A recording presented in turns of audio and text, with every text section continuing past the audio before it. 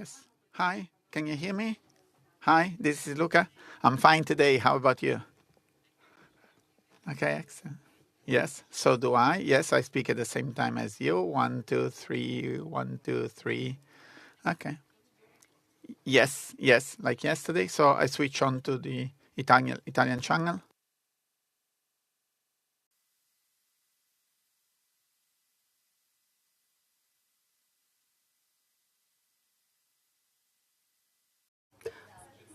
One, two, three. I'm on the English channel. 1, 2, 3. 1, 2, 3. Good morning.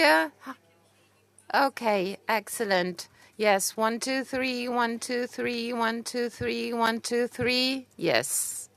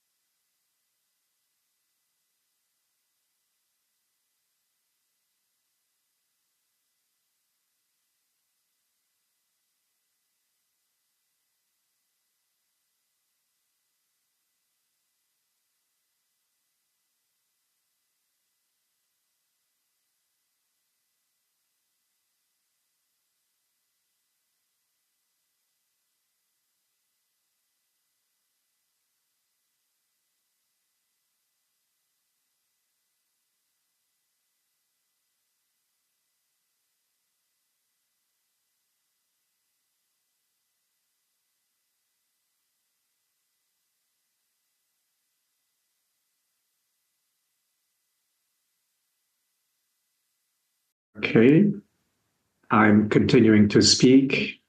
Can you hear me? Okay. 1, 2, 3. 1, 2, 3. Thank you. Thank you. Bye.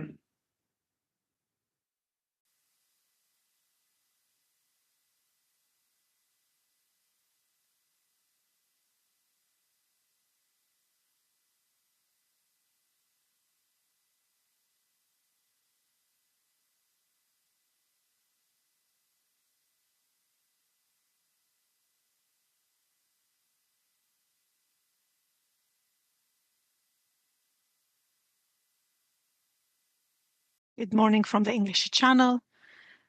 Do you hear me clearly? Great, great. Thank you.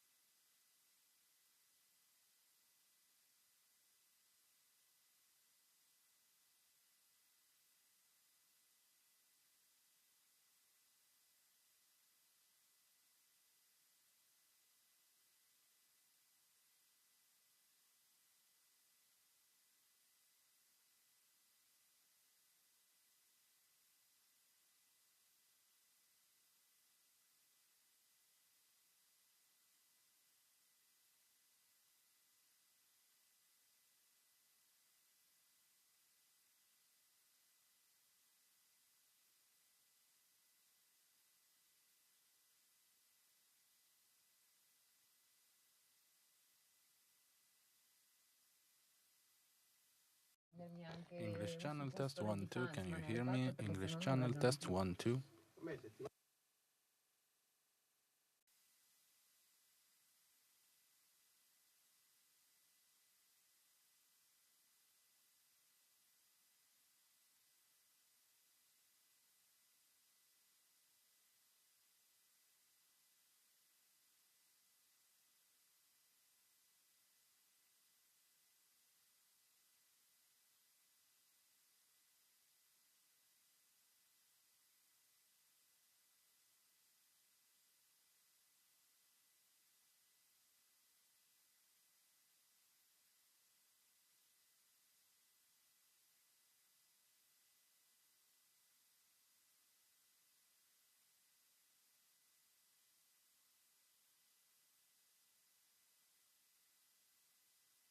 Hello, my friends.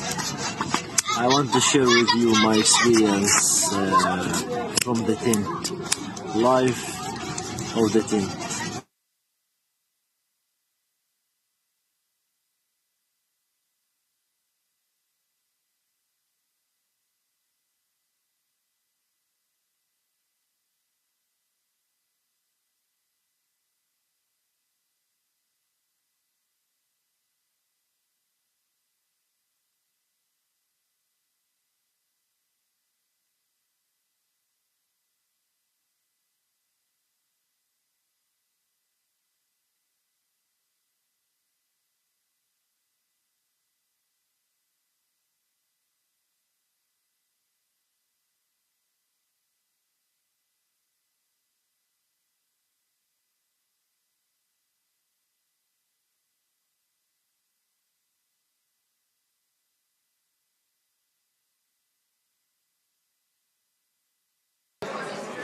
Hi.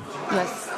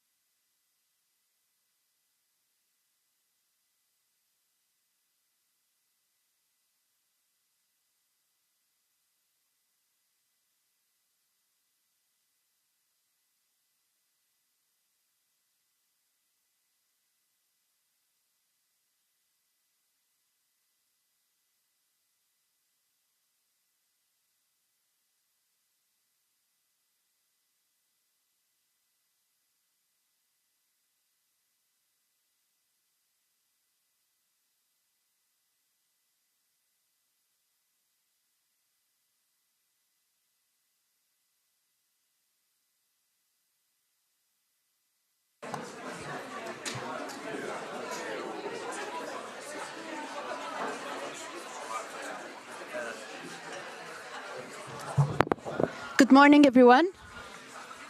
Hello. Everyone, we are about to start. Thank you. Can you hear me clearly? No? I think there is a problem in this. Okay, let's try.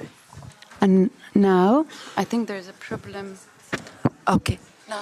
I think, if I go to the other side. It works. Hello. Yeah. Okay.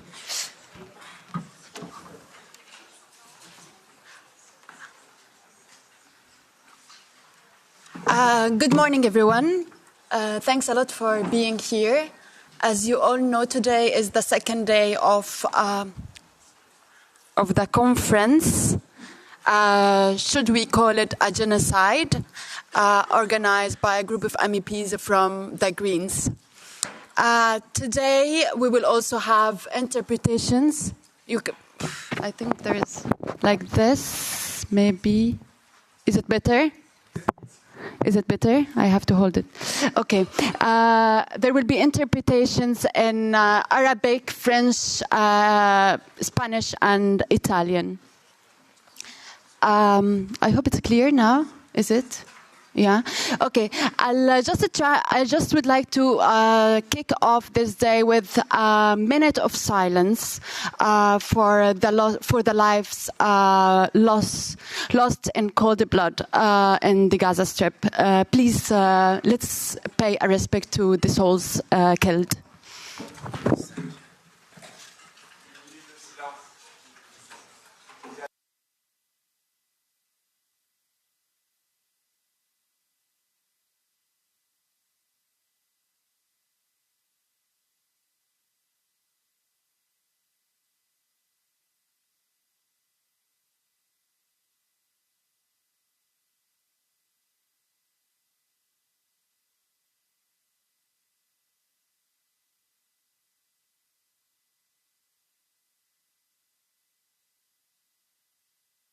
Okay, yeah. Today I will be moderating the session, How Israel is Preventing a Future Life in Gaza.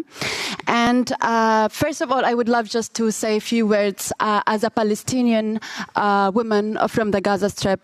And first, I would love to introduce myself. My name is Tamam. I'm a Palestinian woman born and raised in Jabalia refugee camp in the Gaza Strip. And unfortunately, I have to speak here with you and before you with a very heavy heart, compelled once again to speak about the ongoing genocide of my home city against my own people.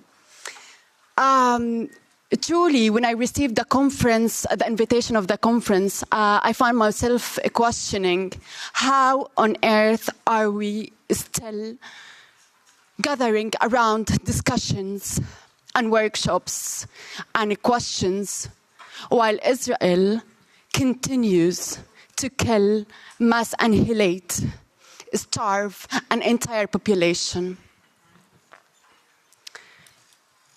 After Israel killed 31 members of my family, the last one was killed just 6 days ago. His name is Abdullah Abu Salama.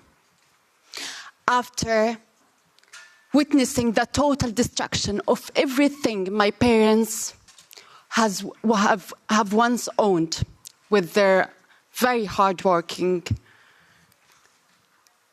and after I saw every home, school, hospital, clinic, church, mosque I was once at erased, I think it's very clear to everyone that what has been happening for the past months goes beyond the definition of genocide. And this demands us to reconsider and redefine the very meaning of the word genocide. That being said, it's very important to highlight that this ongoing genocide is just a part of a broader strategy of the Zionist project, aimed at sustaining and expanding its existence and presence, which of course wouldn't be here today without the active and unconditional support of Europe.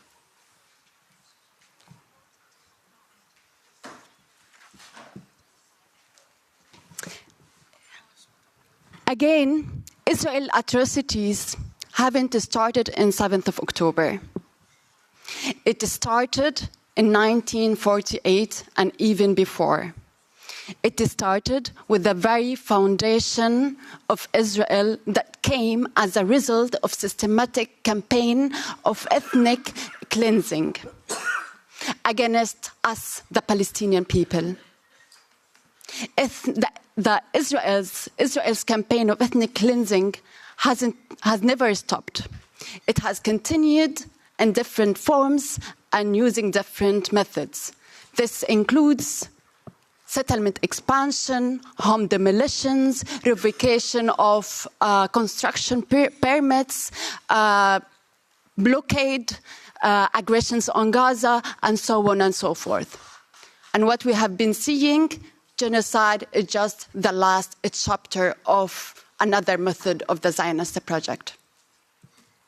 Indeed, Israel's tactics have changed over decades, but its very basic and main objective has always remained the same, which is undermining the very Palestinian existence. I think we're all at loss of words, but here, as we are in this EU institutions at the European Parliament, I think we have to ask a very fundamental question.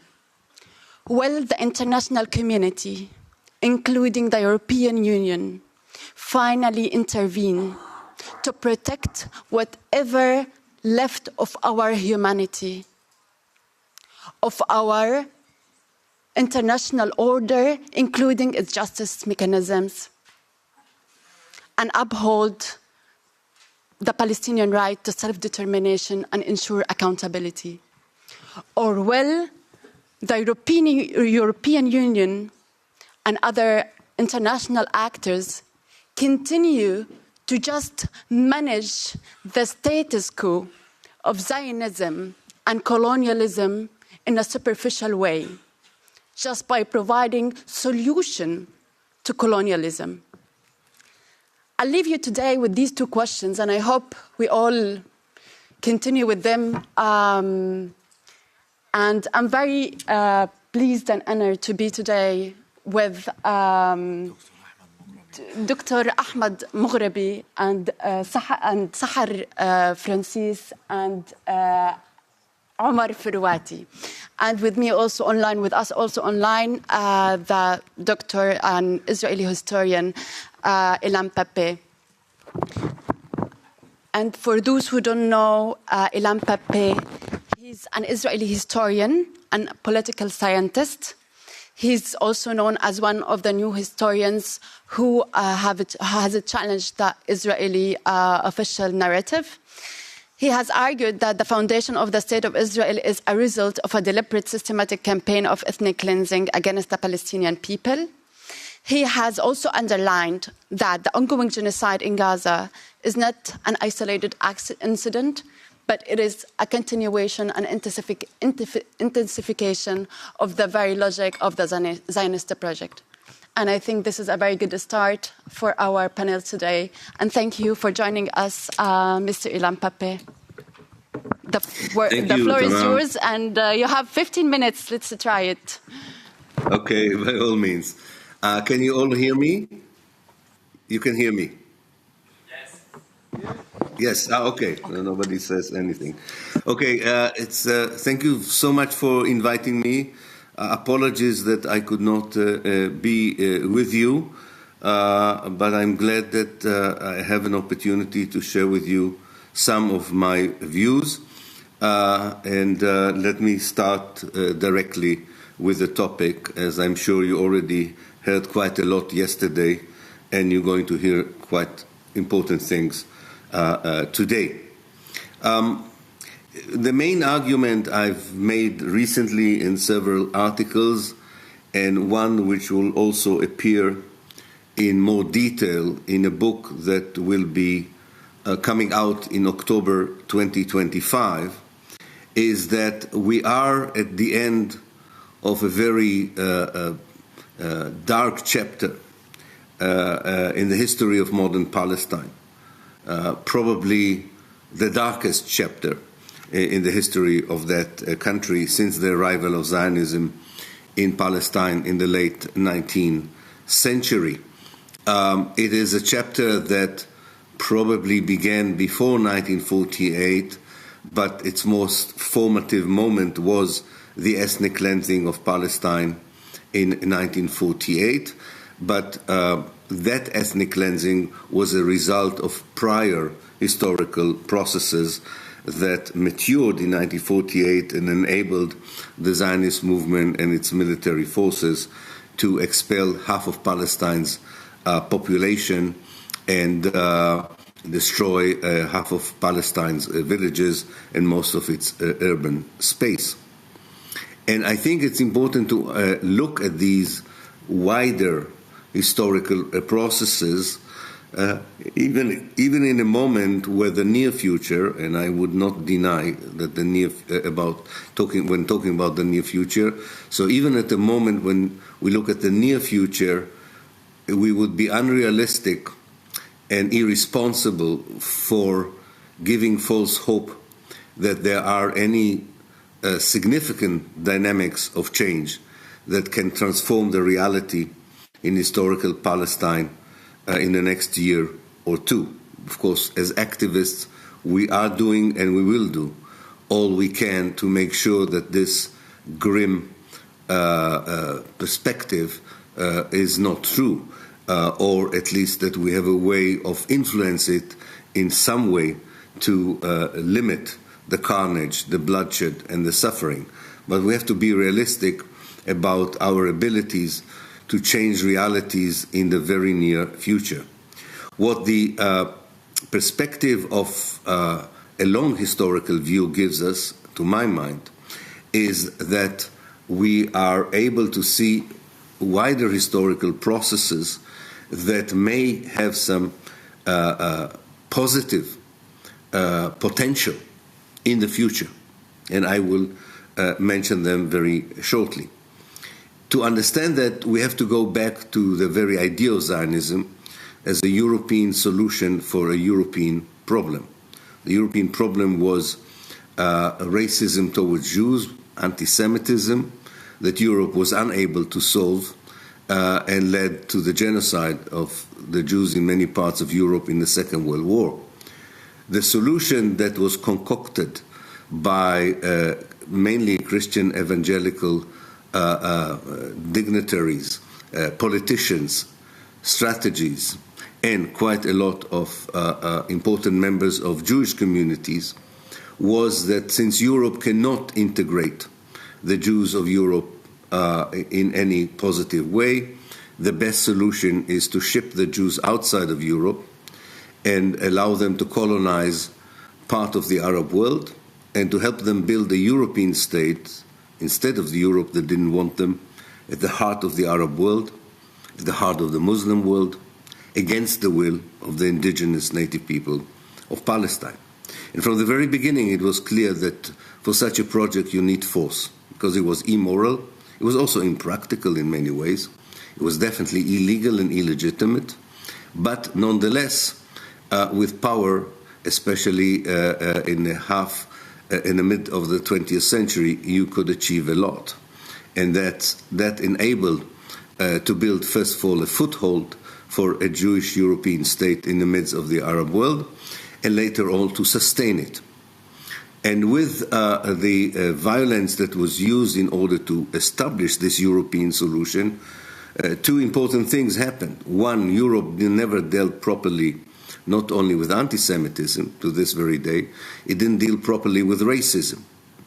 Instead of dealing with racism against Jews inside Europe, they exported the problem of the Jews and imposed it on other people. And the second result was that the Palestinians like any other colonized people, began an anti-colonial resistance movement, and the more violent the oppression became, also the more violent the resistance became. And that is nothing unique, nothing exceptional. It happened in all the anti-colonialist liberation struggle. So in this respect, the 7th of October itself was not a surprise, namely the attack of the Hamas, and unfortunately also the genocidal reaction by Israel was not a surprise. Probably the only surprise we have from where we are in this historical chapter is by the European indifference, especially the West European indifference, especially the EU indifference, that might have been explained in 1948 for the lack of knowledge, and explained from 48 until 2023 because Israeli actions were more incremental than dramatic, but cannot be explained when a genocide is daily screened on our smartphone, television, and so on. It's very clear that European politicians know exactly what's happening, but they suffer from moral panic. Moral panic is the moment where your value system really is tested in a way that might cause you your career, your jobs, your friends, your reputation. And most people, unfortunately, at such a moment, and that happened in the Second World War, and it's happening now, don't have the courage to stand up to their own values and prefer their own political career and find it far more important and existential than their moral positions. Most European politicians suffer from moral panic when it comes to Palestine. Also, most European academics suffer. Well, there it's a bit less surprising because academic courage is an oxymoron anyway. But it's something that we will have to talk about, I'm sure, in the future. Nonetheless, despite of all that, there is a limit to how much power you can use in order to impose an idea that is alien to an area that needs all the time financial, military support and is resisted by the people who are the victims of that project.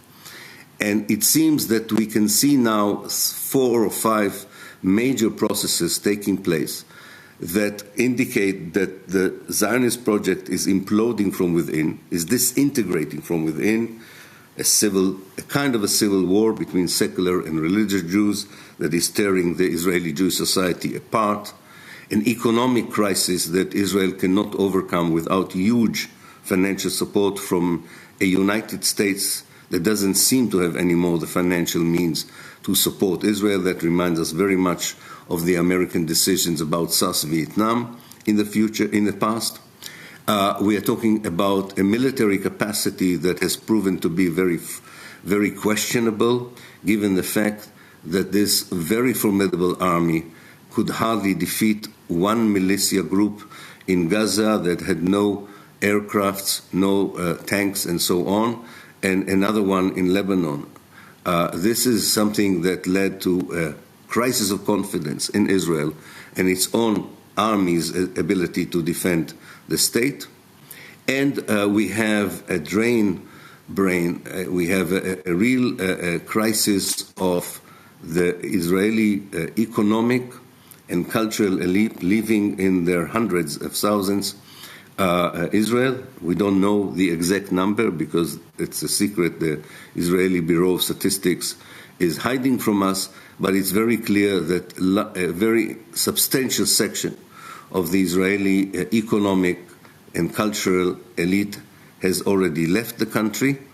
And it's like all populist regimes, the one we have now in Israel, they are also characterized by incompetence to run an economy, to run an army, and to run a state. So the disintegration will, to my mind, be inevitable in the next 10 or 15 years. To this, we should add the increased international isolation of Israel in the civil society that historically we know eventually does influence politics from above. The change in the perception of young Jews, especially in the United States, about their own link to Zionism in Israel will be a very important factor in adding to the collapse of the project of Zionism. It's very difficult to predict, and I'm not going to predict how it's going to happen, when it's going to happen, but I'm very, very confident that it is going to happen. There's too many indications, and I'm saying it as an analyst, not as an activist. I would also say that the fact that the Palestinian resistance movement is still resilient, the national movement is still there, especially among the young generation. There is definitely determination to continue the struggle and be resilient. But it is fair enough to say that the Palestinian national movement lacks an infrastructure, it lacks organization, it lacks unity, which means that a disintegration can create a vacuum. And if a vacuum is not filled, the disintegration can be a long, unfortunate period of instability, bloodshed, and carnage, as we have seen when we saw the disintegration of Syria in the last 10, 12 years, or as we have watched the disintegration of places such as Libya and Yemen. So we have to be aware that the disintegration or the weakness of a certain regime does not by itself ensure its replacement by a better regime, unless there is preparedness and strategic thinking that is ready for the moment in history when it is able to take over from an existing regime. Europe has a very important role to play in order that the disintegration would turn into a very positive future. Europeans should cease, and especially West Europe, should cease viewing itself as a mediator, as a facilitator of negotiation, which is the historical role it played for many years, and become the defender of the Palestinians due to its own complicity in creating the problem in the first place. We need a European commitment to defend the Palestinians, also in order that we might still salvage, which I'm not sure we can, the international legal system that has totally broken down due to what's happening in Gaza. The Global South has lost its confidence in this system. If the system Europe created with the United States after the Second World War had any chance to be universal, it could have shined through its position on the genocide in Gaza, but it totally failed in doing so. And that means that without a proper international legal system, we also don't have international collaboration on global issues such as global warming, poverty, and immigration. So it's much more than that. I would end with something more optimistic. I think there is a direct connection between our ability to change the essence of politics, to re-inject morality and moral values and humanity into politics, which are factors or elements that are missing from our political systems, whether we are talking about democracies or we're talking about autocratic systems. The more we will be able to inject these values back to what politics is all about, the more likely we are to shorten the period of disintegration and create the conducive conditions for building a much better future. The less we are able to do it and we give in to populist, fascist, and non-democratic forces, then the more immunity Israel has to continue its policy of the elimination of the Palestinians, which its current government believes it has now an historical opportunity to do so. We should therefore see our struggles against injustice, the moral corruption of politics, as a struggle not only for Palestine, but for a much better world. I do believe that the younger generation in Europe and elsewhere, and definitely the Palestinian one, has the ability, has the energy to do it. They just have to be ready to be part of the political elites and not just criticize them in order to enable a change on the ground as soon as possible. I think I've now overrun my 15 minutes, so I will stop here and thank you for your attention. Thank you.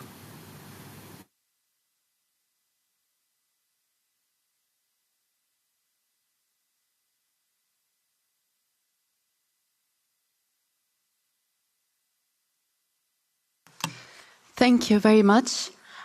Indeed, the Palestinian youth is much more organized than ever now, especially with the level of brutality and barbarism we have been seeing. Violence only reproduces much more anger, determination, and commitment to the struggle of the liberation of our people and our land. And we're here, we were there, we're here, and we will always be there. Now I hand over to Dr. Ahmed Mughrabi, who arrived to Belgium just 5 months ago. He was before a Palestinian surgeon who served as the head of the plastic and reconstructive surgery department of Nasser Hospital in Khan Yunis, where he provided a critical aid to patients. He stayed in the hospital until it was besieged. Then he had to take the difficult decisions, like many other Palestinians from Gaza who were privileged, to flee to Egypt to ensure the safety of his family. The floor is yours. Thank you. Okay. Thank you so much. Good morning, everybody. Bonjour à toutes et à tous. I'm so happy to be among all of you here. And I have a message for you from Gaza. I want to tell all of you that Gazan people are peaceful people. They love you, really. They see you, they watch you, actually. They are fully of hope, actually, to get rid of this genocide. They like, people of Gaza, they like life, they want to live in peace, and we want this nightmare to be ended as soon as possible. To be honest, okay.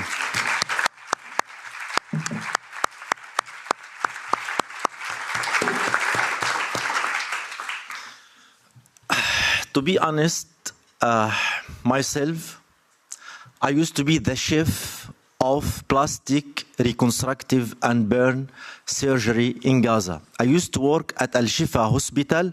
You know that everybody knows Al-Shifa Hospital. It is the main hospital in Gaza. I used to work for 16 years at Al-Shifa Hospital. Then in 2021, I went to Nasser Hospital, where I became the chef of the department there. So myself, I'm Gazan. I came from Gaza. I finished my bachelor degree 2002 from Ukraine. I traveled around many parts of this world where I get my training. I was in Ukraine, India, Malaysia, Singapore, Italy, UK, where I did my master degrees, Morocco, everywhere.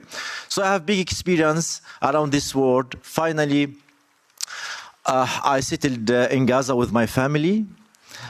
Decided to help my people. I remember I finished my second master degree 2008, and I established a good service even in Gaza. I used to have my private clinic in beautiful Gaza. We used to do hair transplant. We used to have to do all beautiful cosmetic things, you know, like liposuctions, all cosmetic procedures. As I told you, Gazan people, they are highly educated people. They like peace. They like life, okay? And they aim actually for peace. So now, okay, next, please. Next. See? Gaza community, Gaza is a small country, is a small village even, we can see, where is 2 million inhabitants used to live in Gaza. We used to be very, very cooperative community, okay, lovely community, peaceful community. And everybody knows that election, Palestinian election that happened in 2006. And when Hamas came to the parliament, Palestinian parliament, the strict siege imposed over Gaza. we have been living under strict siege since 2006. Everybody knows that, okay? And we can't hide that. Everybody knows. Myself, that time I used to work at Al-Shifa Hospital. And I remember, next please.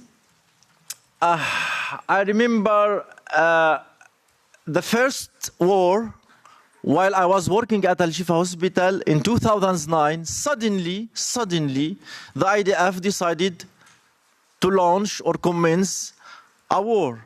Suddenly. I remember my children used to be at schools. Myself, I used to be working at the Al-Shifa Hospital, and suddenly, yes, you have a war. I remember this war lasted for 3 weeks. 3 weeks. I got injured on my scalp. I got 4 stitches on my scalp while I was working at my burn department. Okay, they decided to bomb one mosque near to the Al-Shifa Hospital. I got injured. That was after 2 weeks of this war, and that's it. I have lived many wars, and not wars, aggression on Gaza. 2009, 12, 14, 18, 21, finally 23. I have a big experience of these aggressions against civilians in Gaza. Next, please. See, this picture belonged to 2009. 2009, with me, this is Mads Gilbert. Everybody knows Mads Gilbert. He's an Armenian anesthesia doctor. He came to Gaza to help us in 2009. And by the way, I published many publications, articles. If you Google my name, I published about white phosphorus weapons. These prohibited weapons, first time used against Gaza in 2009. It is a prohibited weapons. And this child in front of you, if you see here on the table, she's the only survivor. Siba, her name's Siba, there, used to be the only survivor of her family. Okay, that time they used white phosphorus burn, and that time we couldn't recognize what the IDF are using against us. We didn't know what the type of weapon. And Mads Gilbert came, I remember, to my burn department, and we saw one patient actually presented with burns, and we wanted actually to do dressing for her body, for her wounds, and it was like a dense smoke coming from her wounds. I was shocked. It is bad smell of this smoke, and I didn't know what is that. I asked Mads Gilbert, he said, oh my God, this is a white phosphorus, which has been used in Iraq and Afghanistan. Now they are using this against you in Gaza. And we reported that, and I published articles about usage of these prohibited weapons that time in 2009. We are not speaking about 2023 October, I'm speaking earlier. Next, please. See, I'm here presenting my home. This is my house. Me, I'm Dr. Mughrabi. I don't belong to any political parties. I'm a cosmetic surgeon. Can you see my house? See, they say they are targeting, See, this is the whole neighborhood. Actually, they are here, if you look, 3-4 houses destroyed. All my neighborhood destroyed. Many families wiped out during the attack of my neighborhood, including my house, my family house. That was, I remember, like maybe they targeted my house end of October. I left Gaza, me as a plastic surgeon, as a chef of plastic surgery at Nasser Hospital. I left my city, Gaza, around like 12th of October to south of Gaza, to work at my department, as it was impossible actually to stay in Gaza as they started bombing the whole neighborhoods. The whole neighborhoods. I'm speaking to you now every minute, actually, every minute, believe me, literally, every minute we have families are passing away. Families. I just came here, I opened my WhatsApp group, Abu Mahdi families. Wiped out. Last news. Can you believe 65,000 of children so far presented to our hospitals complaining from hunger, from malnutrition, out of 1.1 million children. Can you believe that? Within 40 days, as they blocked everything, no food, nothing can enter Gaza. Since more than like 50 days, nothing. Still my relatives, cousins, everybody of my relative family there in Gaza, they are complaining to me. They are dying from hunger. They don't have anything to eat. We are watching them dying. This is happening now while we are speaking. Next, please. This is my hospital, and here is Gaza. As you see, it's Gaza, a small village, 40 kilometers. What are you talking about? Soon will be 2 years as this genocide going on in Gaza, in front of our eyes. See, small piece, and the whole, and everybody saw on the media how many tons of these bombs have sent to Gaza, more than Hiroshima and Nagasaki. What a shame. Really, what a shame. Me as a surgeon, I used to work at the operative theater. I used to sleep and woke up at the operative theater. Myself, I used to work as a consultant also with MSF France. You know MSF France? Next, please. I used to be a consultant for MSF France. I used to sleep only on the floor at the operative theater, and really I could sleep 1 hour, 2 hours per day. Every second, every minute I used to have patients. Dr. Mugrabi woke up. We have 10 patients, we have 20 patients.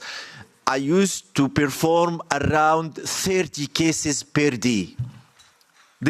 I'm speaking about plastic and reconstructive surgery. I don't speak about general surgery, orthopedic, neurosurgery.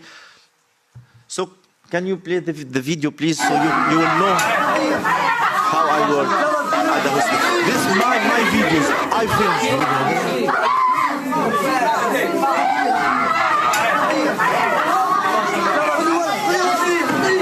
Today is Saturday.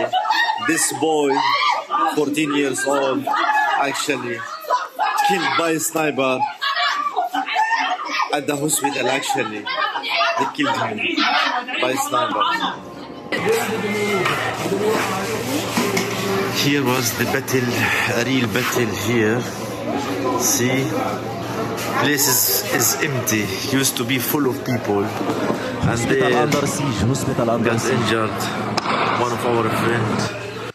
Just I entered the building, the snipers shooted 3 people, 3 young people, and this means that nobody should use this corridor anymore.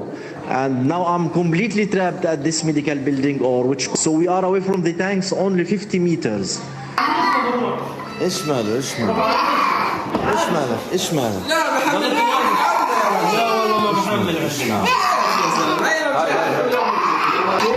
This is my first case today. Bowling. Here, first time of my life, I see which called burn to the bone. Here is the bone. Burning children. 2 years old child. Israeli forces burned this child. See? Exactly.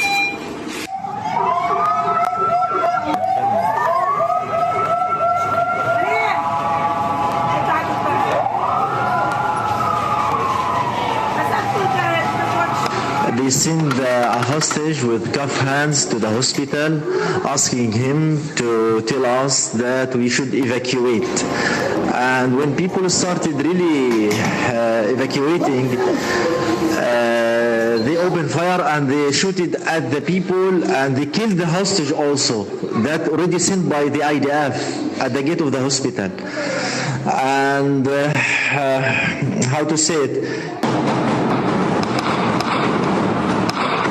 Everybody, they just attack. I think we will see what is falling. See? The ceiling in here fall down. Falling down. وين ضربوا؟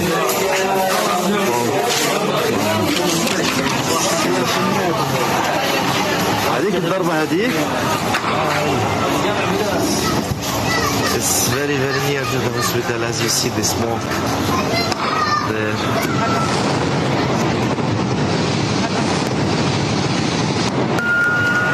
Just as you see, nearby bombing.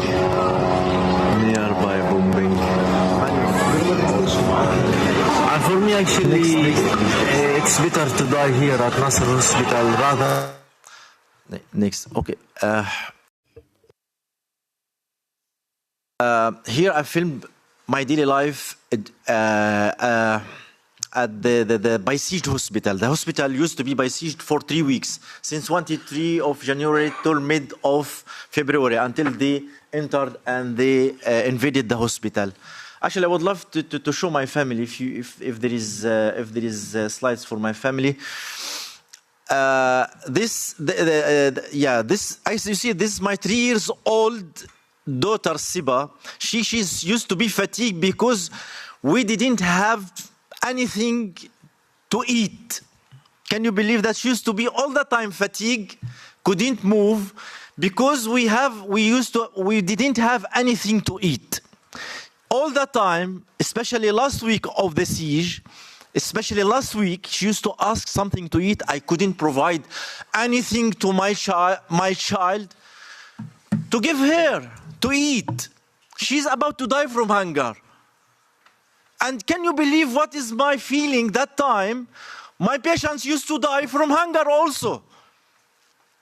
We didn't have any medical supplies like IV solutions to give patients, and my patients used to pass away because we didn't have medicine during this siege.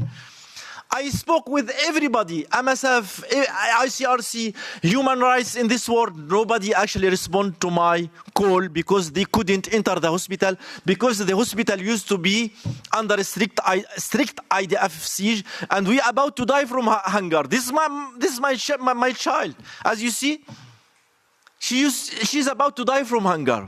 I couldn't give anything my child to eat. This is the kind of life you used to have. And in the video, have you seen this messenger with white coat? They seen this messenger actually to tell us that you have to evacuate the hospital. After he came to the hospital and he said to us, you should evacuate the hospital, they killed him. Have you seen his dead body? Human shield. Yes, they killed him. They killed him after he delivered the message. At the midnight, actually, they attacked my department, the 3rd floor. They killed patients and they entered the hospital. I consider myself lucky to escape through the checkpoint. It was 2 a.m. midnight, cold. At the checkpoint, will you show the checkpoint, please, where they execute people? This is actually not our checkpoint. This is random checkpoint there. I think maybe this is middle part of Gaza. But at the checkpoint, you have to they check everybody. You have to stand in front of special camera for 30 seconds until clear you. Okay. I have some stories from my own patients who used to evacuate from Gaza to south of Gaza. One woman, she told me they took my son, my husband, and they executed my husband and my son near to the checkpoint. And she heard the gunshot. And when they entered Nasser Hospital, they executed patients on their beds, on the ICU. These IDF soldiers. And everybody saw on the media how many graves we found inside Nasser Hospital. What they have done at Nasser Hospital and Al Shifa Hospital also, at the Al Hospital. It is if there is a word more than genocide, yeah, we shall use more than this word. Really, what I have witnessed, it's horrible. I couldn't sleep because of continuous coming patients. So you see, 100, 150, 200 patients, as a mass casualty patients used to come and attend to the emergency department. And how would you act with this? Patients used to sleep. Patients used to be at the corridors, at the floors, everywhere at the hospital. Can you believe? Where is the humanity? I'm asking, where is the humanity? What is going on in our world? Are we crazy? Why this is happening? Why?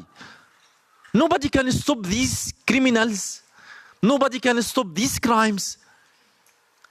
Really, we should do something to stop these crimes against these civilians. It's been 2 years.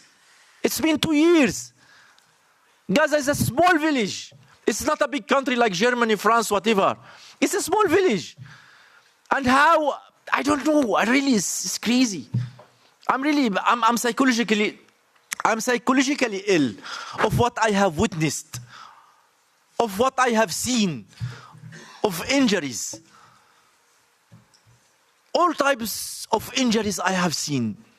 All types. I've been to India, London, everywhere, but in Gaza, this first time I saw such injuries. I have never witnessed such crimes. Really. It's pity for my heart. See how many medical personnel have been killed? Everybody knows Adnan al-Burj, who has been killed inside IDF prison. This Adnan al-Burj actually used to be my friend, and he did his training in UK at King's Hospital. He used to be the head of orthopedic department. 3 of plastic surgeons, my colleagues, have been killed with their families. I'm not speaking about nurses and etc. When I fled to Rafah, it's more than 15 minutes. When I fled to Rafah, I wanted to go to a Masaf shelter. On my way, they attacked on Al-Mawasi, the shelter of Masaf. They said, no, I'm not going to Al-Mawasi shelter. That was in Rafah. They said, okay, Dr. Mughrabi, we will take you with your family to another shelter in Rafah. I went to that shelter. After like 1 week, okay, they attacked just near to the shelter. All windows broken. Oh, my wife, my children used to be scared. Okay, I decided to go inside Rafah and I built my own tent. There is a video actually for my tent and my life inside this tent. No place is safe there. No safe place in Gaza. No safe. They are attacking shelters. They are attacking all these NGOs, internationals. No. There is no red lines. They don't care. Everyone is a target. They targeted everybody. No red lines. Tents everywhere. I consider myself lucky, actually. I consider myself as a genocidal survivor.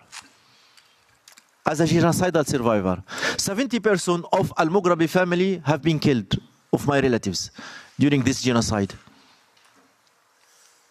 No words actually to describe what kind of hell is going on in Gaza. We are speaking now to you, and people are dying from hunger. Every minute, every second, every minute, one family, new family are passing away. Without any reason. They are civilians, innocent people. They are innocent. So please, we have to do something to stop this genocide. We have to do something, not just speaking. See, everybody sending these weapons to Israel in front of our eyes. Why? Okay. I'm so sorry, maybe I have taken more than 15 minutes. I'm so happy really to speak out, to meet all of you, to tell the truth. Really, I would love to speak more and more about my testimony and what I have witnessed. There are a lot, if I want to speak, maybe I will speak month and month about these crimes that I have witnessed in Gaza. Thank you so much. Merci beaucoup.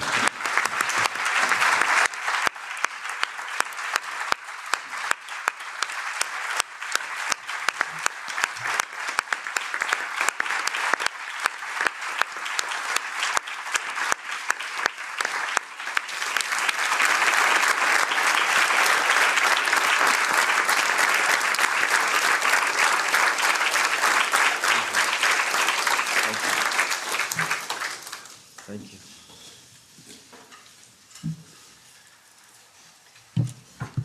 Thank you, Doctor. Palestinians indeed have engaged in all forms of emotional labor, educational labor, raising awareness activities and advocacy and reporting and documentations for decades, for the whole world to see. to acknowledge their humanity. But apparently, I think what we have seen is just ongoing indifference, hypocrisy, and double standards, especially here in the EU. And now I will head over to the lawyer Sahar Francis. She's a Palestinian lawyer and human rights advocate. She has been engaged with the issue of Palestinian prisoners for over 30 years. She is especially specialized in legal issues related to torture, administrative detention, and fair trial rights of Palestinian prisoners. The floor is yours. Good morning, everyone. Is it okay? You can. Help.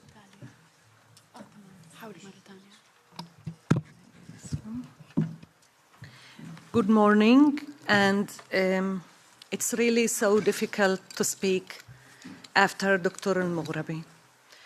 But believe me, in all my 30 years working with prisoners, I was never witnessing the level of torture, abuses, sexual harassment, ill treatment, killings, torturing to death for so many Palestinian prisoners as it happened in the last 2 years, 1 year and a half actually. And first, allow me to attribute this speech today in the memory of Dr. Adnan al-Bursh, who was killed under torture.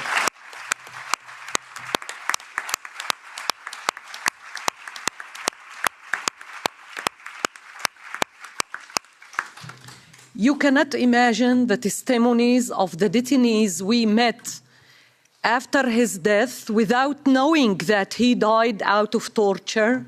They were asking if he's still alive, if he could survive it or not. And just a couple of days after our visit, the Israeli authorities announced his passing. So he's not the only one. They arrested hundreds of medical personnel. They tortured most of them very severely. How I can forget Walid Daqqa, the most prominent detainee that I've ever met in my 30 years of work. He was one of the first.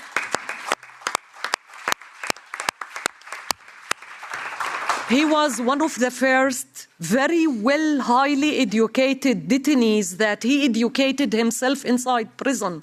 Walid was arrested so young when he was sentenced for life sentence, and he was passing away because of health neglect, systematic health neglect policy implemented inside the Israeli prisons without allowing his wife to meet him for the last 1 year because they decided to close all the prisons after the war started, the genocidal war, and Walid passed away 1 year before his release, before the end of his imprisonment, and his body is still held with the Israeli side with other 75 prisoners' bodies that the Israeli authority is refusing to give back to their families.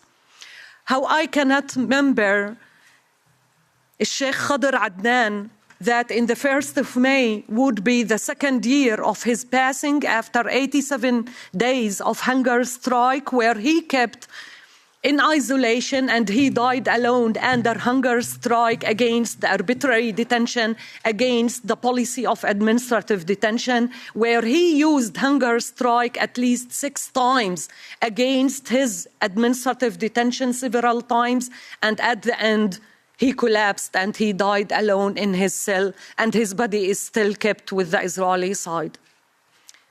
These are just very simple examples about what hundreds of thousands of prisoners were getting through all these decades. It didn't start on the 7th of October. All of you know that the occupation started much longer, that all this story started much before 48 even. And we heard yesterday all the legal discussions and the academic discussion about the decisions, the ICJ, the ICC, the UN resolutions, and what we should do. I'm not going to repeat all what was done yesterday. But be assured that Israel systematically violated, since day one of the occupation, all the list, the whole list. You can track the whole list of war crimes and crimes against humanity in all the textbooks. In the Fourth Geneva Convention, all the Geneva Conventions, in the ICC Charter, in all the other treaties and international law and the UN decisions. And yet, without any accountability, without any serious accountability, and this is why they are freely implementing this genocide in front of our eyes without any hesitation, because they are very sure that no one will find them accountable, never ever. Are we going to allow this? Are we going really to live in this world where we witness the collapse of the international order and the international human rights? How many times me personally sit here in these rooms, in this building, and talk to you about the military court system, about the military laws, about the administrative detention, about the torture policies and the health neglect, about the arrest of children and women and elderly. How many times? What happened? How many decisions came from this House, the Parliament, the European Parliament, against arbitrary detention and the policy of the administrative detention? What the EU did on Israel practicing administrative detention after all these decades? Nothing. It was enough with issuing statements or resolutions without any teeth to be implemented on the ground so it can affect our daily life. So it can really send us a clear message that you have a will to implement in equal ways the standards of international law and human rights law. All these issues of the crimes that were committed in the last 1 year and a half against the Palestinian prisoners are not new. All these policies and practices that were used were actually used against the Palestinian prisoners since ever. The torture, the stressful position, all these kind of violations, we all documented and reported. What happened after the 7th of October is just escalation of all these things. And they immediately, believe me, on the 7th of October, they declared the emergency situation and they started amending every and each law and procedure related to the prisons, the imprisonment, the trials, in order to make it more difficult and in order to keep as much as they can prisoners inside the prisons. And they immediately launched mass arrest campaigns in the Gaza Strip and in the West Bank and East Jerusalem, even inside the State of Israel against Palestinians in 48 areas.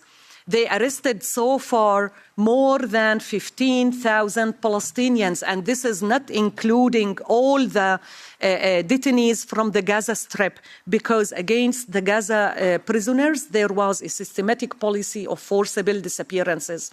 Hundreds of cases, we don't know where these people disappeared. We don't know if they were killed, if they were buried somewhere in a grave, in collective grave site, or if they are arrested, because when we are trying to locate detainees, we still discover that they're hiding information.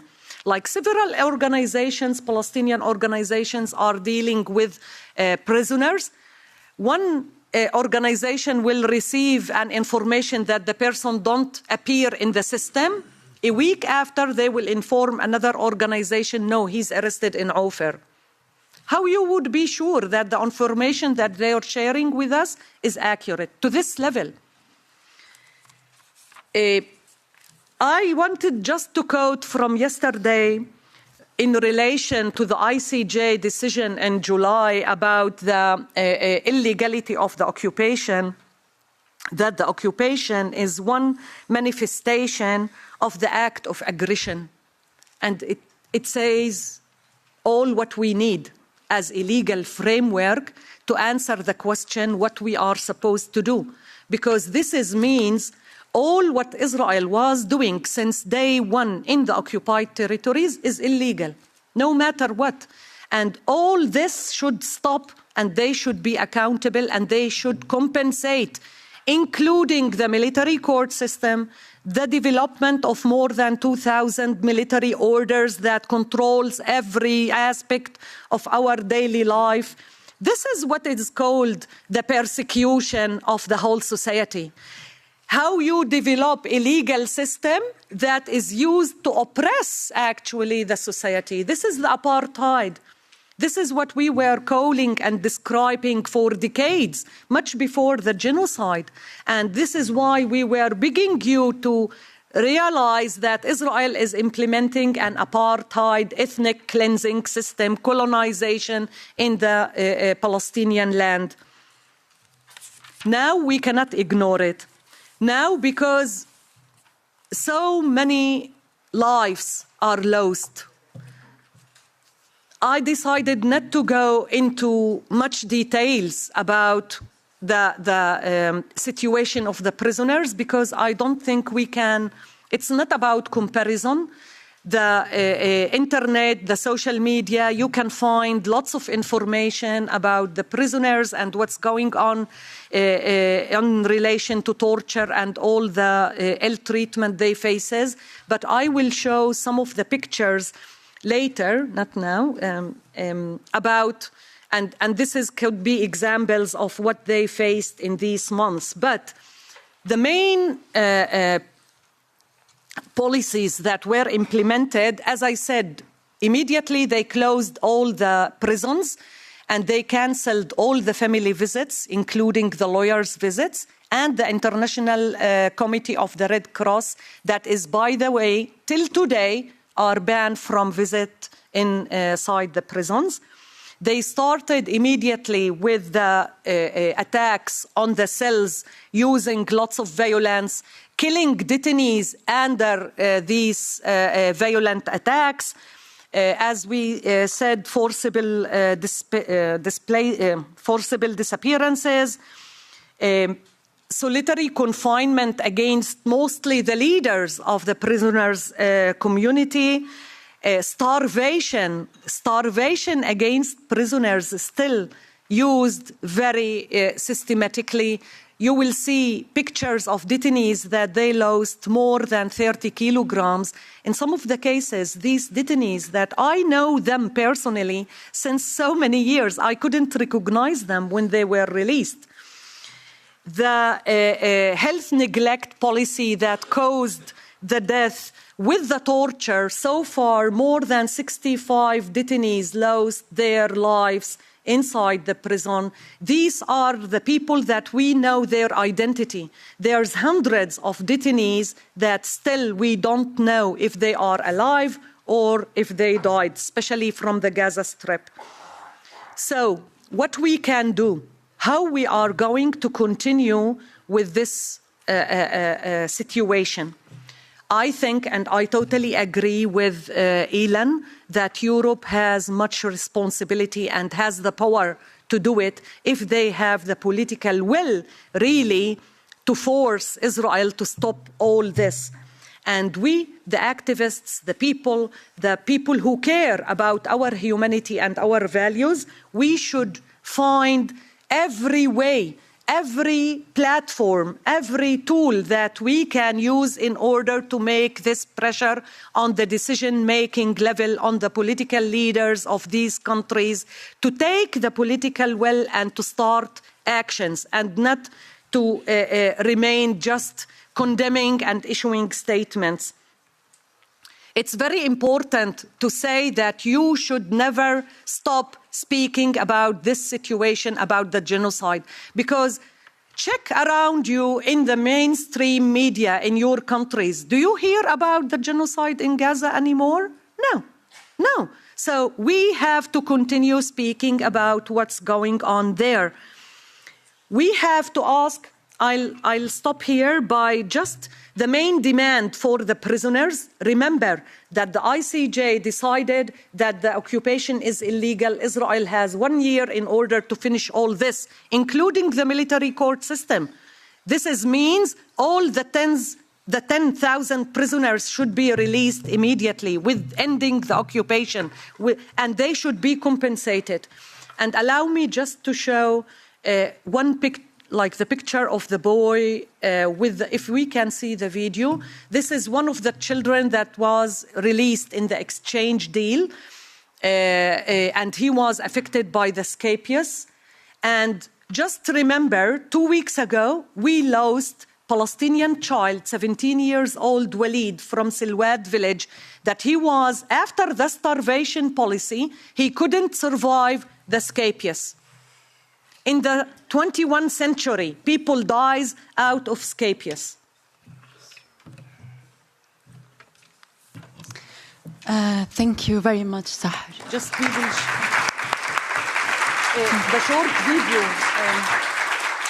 Do we have time to show? Maybe we can come later. Yeah. Okay. Don't worry, later maybe in the break. This is a very emotional topic to me. I am also a daughter of a former political prisoner who spent over 18 years in the Israeli jails. And I grew up listening to these to his testimonies of systematic abuse, torture, sexual abuse, physical beatings, literally all forms of abuse, and it does continue until today in even a much more intensified way. So thank you very much, Sahar. Now I will head over, I will give the floor to Omar Ferwati. He's an assistant director with the forensic architecture. Among several investigations in Gaza, he colored work entitled Cartography of Genocide, an extensive report and online mapping database, especially analyzing and documenting Israel's military conduct in Gaza since October 2023. And his work has been submitted as a legal reference in international and European courts. The floor is yours. Thank you very much.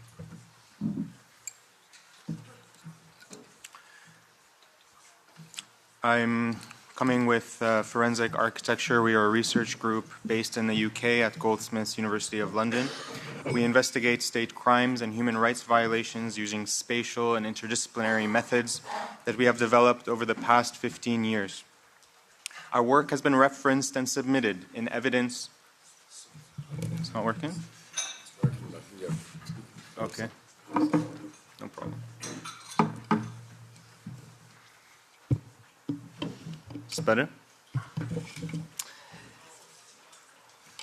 Well, I don't know. Maybe try with the other one. Should we do both?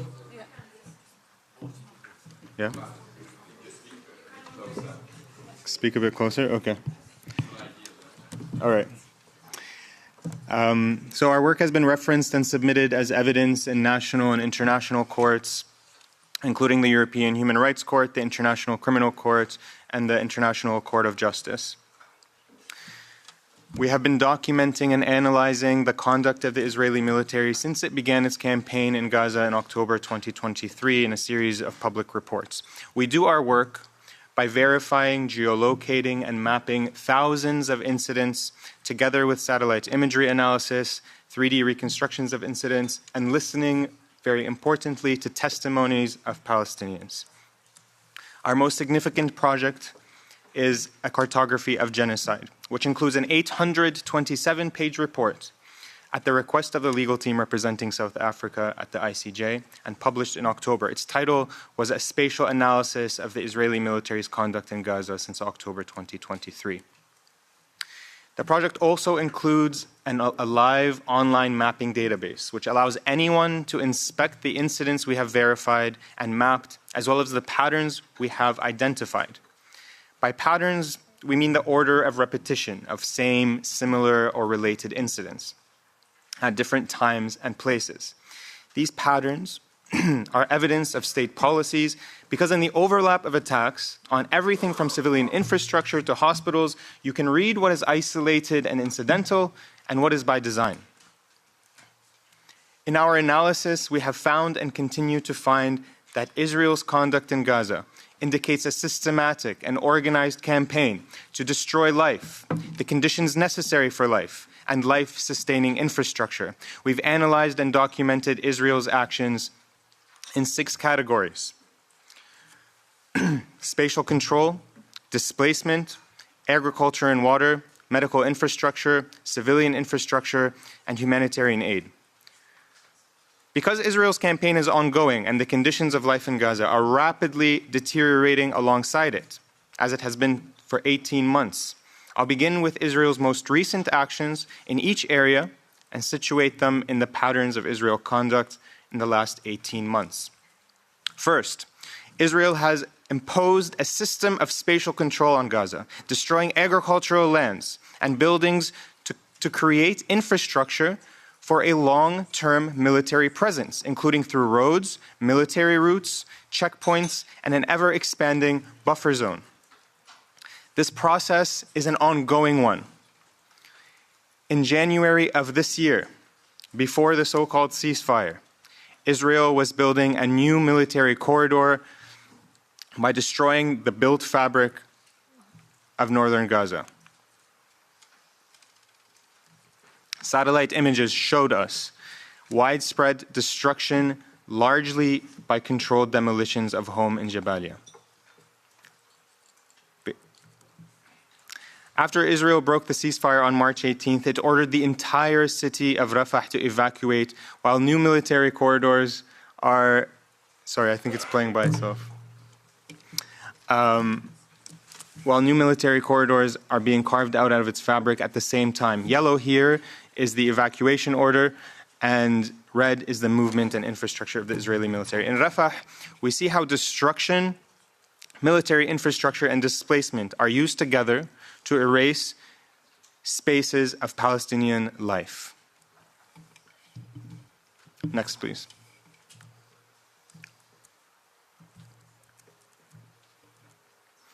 Satellite images from this month show how these corridors are carved through agricultural and urban spaces.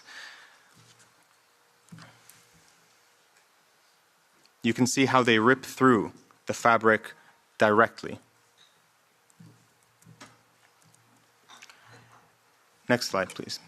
The imposition of this military regime is not peripheral. It's important to remember that this infrastructure we're talking about has direct and deadly consequences on Palestinian life. Civilians have been repeatedly killed. Palestinians are repeatedly killed in proximity to these elements. And in imposing this infrastructure, the Israeli military has also destroyed cultural heritage and desecrated Palestinian cemeteries, where we can see earthworks and military camps directly on graves. Israel's deadly system of spatial control is the blueprint of the reconstruction plan presented by Arab leaders on the 4th of March. It is very important to recognize this. It is a plan supported internationally. It is a plan supported by the European Union.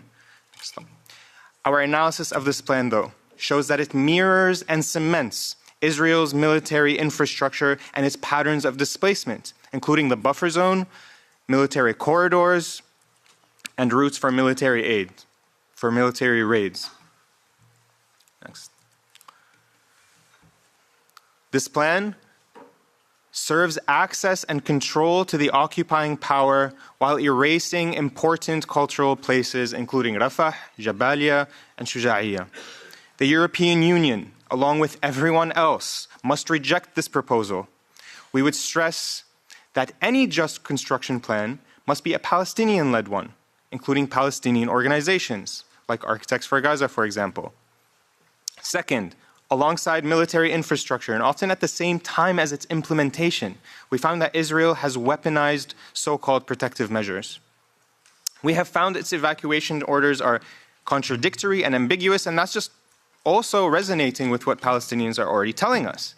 In this order from just 4 days ago, we see evacuation orders being part of this expanding buffer zone without declaring its expansion, and we can see how these lines are cutting its own evacuation grid. Next. The displacement of Palestinians has been continuous and has put them in danger. Since March 18th alone, Israel has issued more than 25 evacuation orders, covering more than 2/3 of Gaza, the living space and the services in them. In the already decimated strip continues to shrink, and its residents not allowed to return. When we look closer at these evacuation areas, we find that after Palestinians sought shelter and built tent camps in the north during the ceasefire, Israel's renewed offensive and evacuation orders seem to target exactly where most displaced people were. They overlap, and you can see it for yourselves. We also find that the direction of the recent ground invasion precisely aligns with the centers of densely populated tent camps. Israel's weaponization of humanitarian rhetoric has been consistent in its 18-month campaign. It's constantly changed the boundaries of the so-called humanitarian zone to suit its objectives and narratives. And we found that it's repeatedly shrunk its borders while the displaced population grew at the same time. Of course, it also repeatedly attacked and invaded that so-called humanitarian zone. Now, when we layer all the arrows of all the evacuation orders Israel has given, we also find a pattern of where they're pushing them to. They order the displacement of Palestinians from north to south and from west to east, where land is least arable. In this historical photograph, you can see the sand dunes for yourself of where Mawasi is. Next. We also see it in soil types. The yellow here represents sand. Without fertile land, without aid, without medical infrastructure, these conditions will bring about the destruction of Palestinian people. We can see this is made even worse, and Palestinian access to arable land is reduced even further, almost entirely, by Israel's expansion of this buffer zone that you can see here in red. It restricts the Palestinian ability to grow food, to sustain themselves in the immediate and the long term. Third, throughout its campaign, we have found that the Israeli military destroyed agriculture and water resources across Gaza in a manner which was cumulative, repetitive, systematic, and with long-term effects. By June 30th, it destroyed 70% of agricultural land already, 47% of groundwater wells, and 45% of greenhouses. We mapped each of these sites using satellite imagery where we can see a deliberate act of destruction. These lands were sources of livelihood and sustenance for Palestinians. Abu Sufia's family told us that their farm was evacuated and then razed to the ground. And we can see and trace bulldozer tracks that reveal a methodical destruction of this land, removing topsoil. Fourth, Israel systematically attacked, as we've heard repeatedly, and even in the past 2 days, and dismantled Gaza's healthcare infrastructure, including hospitals and medical workers. 35 of 36 hospitals in Gaza had been forced out of service at one point or more between 7th of October and the 1st of August 2024. Just 2 weeks ago, on April 13th, Al-Ahli Hospital received an evacuation order and then was directly struck. Al-Ahli was the only functioning hospital in Gaza City, as we've heard. On March 23, the Israeli military bombed Nasser Hospital in Khan Yunis and forced the surgery department out of service. Al-Shifa Hospital, of course, as we've heard again, suffered continuous attacks. We built a 3D model of this hospital to situate the testimonies, to see where the mass graves were uncovered, and to look at the footage of the attacks of the hospitals as testimonies were telling us, and alongside them. Our data shows that the Israeli military's targeting of hospitals has followed a consistent and discernible pattern of often consecutive phases. It includes evacuation orders, attacks on hospital surroundings, direct targeting of hospitals, sieges, and the invasion of hospitals. And we can see, if you go back one, and we can see that the Israeli military was much more likely to invade and target a hospital when the population of displaced people inside it increased. You can see that as the population increases in this line, the intensity and the frequency of attacks increases. Next. We also find that Israel's attacks on hospitals correlates with where they are on the ground, the presence of their ground forces. As the Israeli military approaches these hospitals, they went out of service and were subject to attacks, including sieges and invasions, as we've heard. Compared to the position of the military, the status of hospitals and evacuation orders of the Israeli military suggests that the targeting of hospitals and destroying the means of survival with them has been used by Israel as a tool of displacement.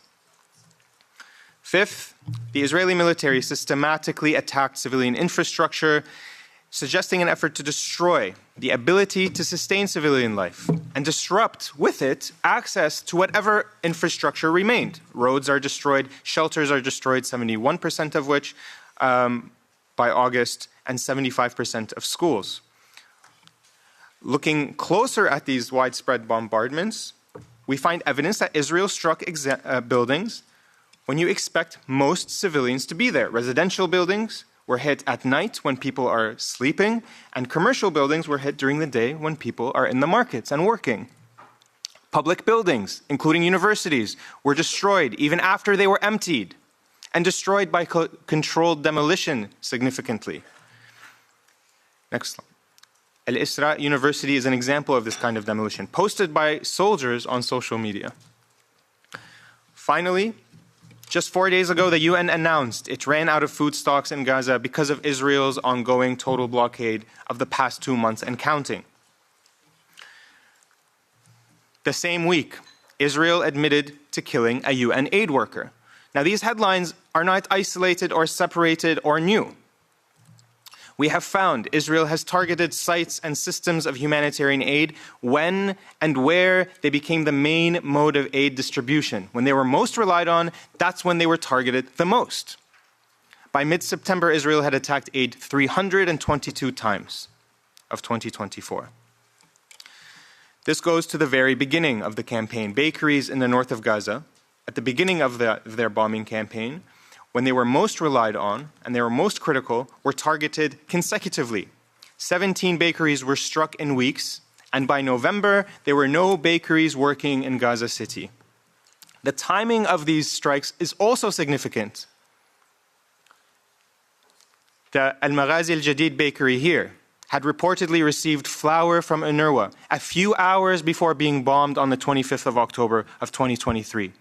On the left, we see a queue outside that bakery of people desperately trying to get their daily bread. And on the right, the morning after, its destruction, which killed 10 people and was reportedly by a bomb up to a half-ton in size.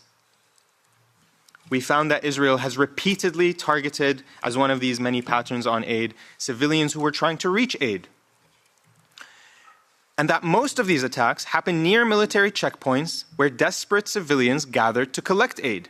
This is where they were supposed to be in the most control, right? These attacks on aid and civilians seeking aid, particularly in the north, alongside the destruction of agricultural lands, which I have showed you, and the shrinking Palestinian living space can occupy, is evidence of a coordinated and engineered famine, which is completed by Israel's ongoing blockade of the past 2 months and counting, the total blockade. Next. We would stress that this did not end or even really stop at all during the ceasefire. Gaza officials have reported hundreds of violations, and we've seen 43 of those violations more closely. And in that period of the so-called ceasefire, they continued the destruction of civilian infrastructure wherever they moved. Last. Genocide is a process and a relation between many events. We know that it is not a single act. And so part of the evidence of genocide is therefore in the overlapping and cumulative actions of a state. The patterns we observe of the Israeli military's conduct in Gaza are consistent with this understanding and consistent with the definition of the 1948 Genocide Convention. But this is not news to Palestinians, of course. What I have shared is only a small part of the evidence we have found, and it is evidence that supports and demonstrates what Palestinians have been telling us every day of the past 18 months. It is important to understand one thing when we're discussing this, that if the conduct of the Israeli military was, as they say, responsive, as in if there really was this elusive militarization of civilian space that they are forced to respond to, then what would the spatial evidence show us? The spatial evidence should show, in that case, actions which are unique in form and random in their timing and space. Instead, again, as we've been told since day one by people on the ground, we see attacks on every area of civilian life which are consistent in form and sequence. They're predictable, and which are compounded and concentrated in space and time. The attacks between areas of life work together to displace, to starve, and to make Gaza unlivable. We do not see random and spontaneous incidents. We see a planned and calculated campaign to destroy Palestinian life and the conditions necessary for life. When we have seen in the past 18 months hospitals repeatedly targeted in the same ways and phases, when we see forms of aid targeted when people need them the most, when we see bulldozers going back and forth on agricultural lands, on farms to erase the presence of life, schools and universities demolished when no one is present in them except the Israeli military, and when all of these actions are consistent with the countless testimonies of doctors, aid workers, and Palestinian civilians themselves, what else can we call this organized campaign except genocide? Thank you.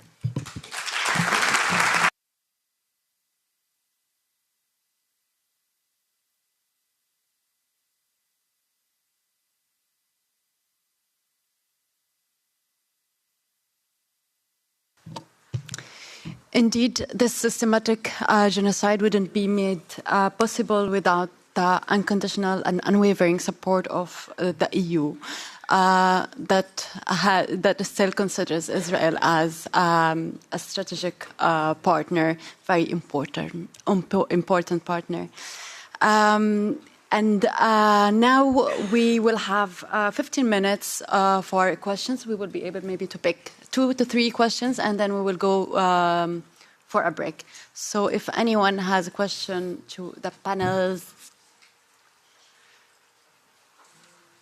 let's go here. Hello, thank you for your testimonies. I would like to know why we use the word prisoners for Palestinians while we all know they are hostages.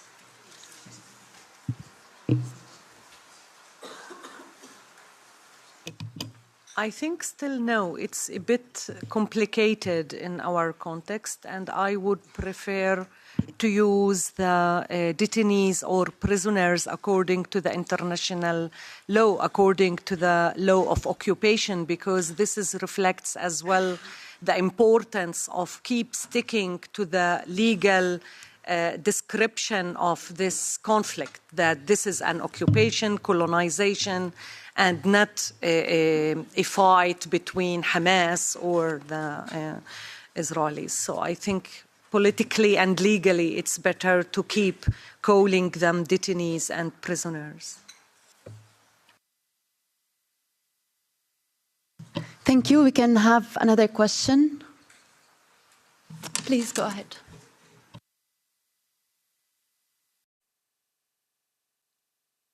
Thank you very much. It's very difficult to speak after these testimonies. I'll speak as a human being, not as an anti-Zionist Jew. It's difficult to talk about politics, but my question would be to the political forces in this parliament. Why don't we stop talking about the two-state solution? How can there be peace with a fascist state? I mean, why don't we elaborate something different in the discourse? I mean, it seems that some of these political forces hide behind this so-called two-state solution. There can't be no peace with such a state as Israel. This must be clear, and it is clear after you talking. And to the gentleman, Omar, is it to your cartography or genocide? You talked about the plan of the 4th of March. Very quickly, can you elaborate on this, please? I can just start with that because it's easier to respond to. What I was showing is that we looked at this plan very carefully, and very simply, we see that it overlaps almost directly with these systems of spatial control that we've identified. These systems of spatial control are genocidal, are the means to control, to constrict, and at any moment to invade and do what they will with Palestinian space and with Palestinian life. So, and most significantly to it, is that it was not a Palestinian plan.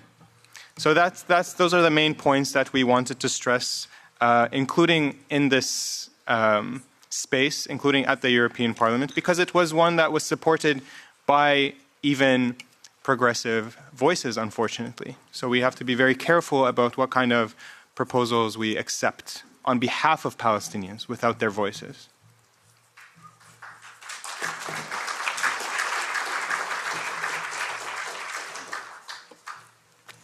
Yes, please. Yeah. Hola, buen día. Buenos días. So, good afternoon, good morning, everyone.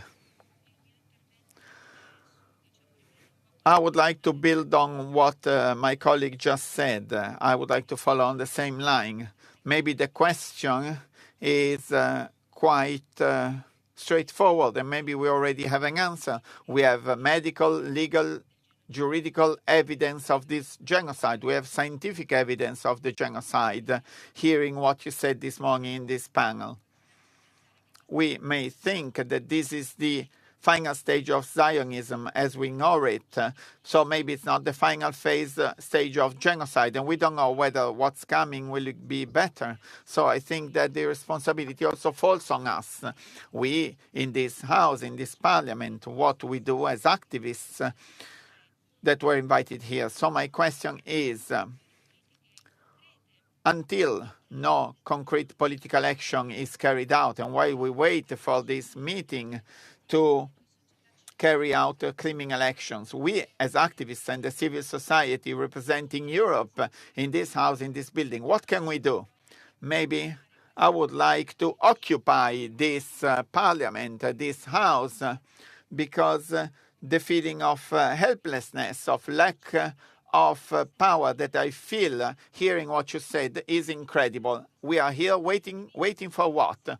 So this is the question. We as activists, we as civil society, in order to support this political cause, this legal cause, we must get out from here united with a commitment, because it's not simply an issue of being right-wing or left-wing politicians. We cannot enable people who call themselves liberal or moderate to simply remain silent. This is a human case. This is a case for human rights, for everybody's rights, because if we let Palestine fall, we will all fall together, and after Palestine. So this is an appeal for all the activists who are here today. What type of actions can we put in place? How can we strengthen and process this movement? We must move constantly. There were things that were being done before and that are no longer being done because people are tired. But my question is, how can we help? How can we give more energy to our actions above and beyond what we may think to support this political cause in political terms and in legal terms? Thank you very much.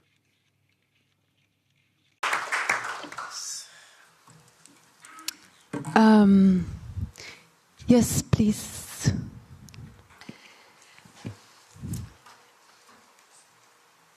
on behalf of the 250 MEPs that we sign every day, every week, every month, the letters that we pressure, that we are fighting.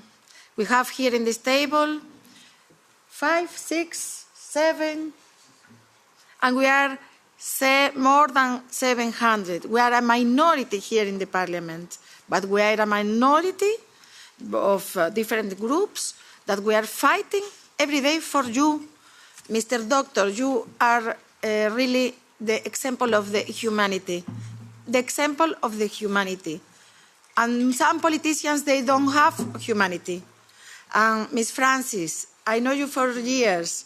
We see one day in Ramallah. Now I cannot go to Palestine because of the work, because they ban me and they ban all the activists that we are there. Also as politicians, we have a punition. And Mr. Ferbati, you give us a lot of data to our work, but we are not the majority here. Is that I want also that you understand. But we are here to fight also.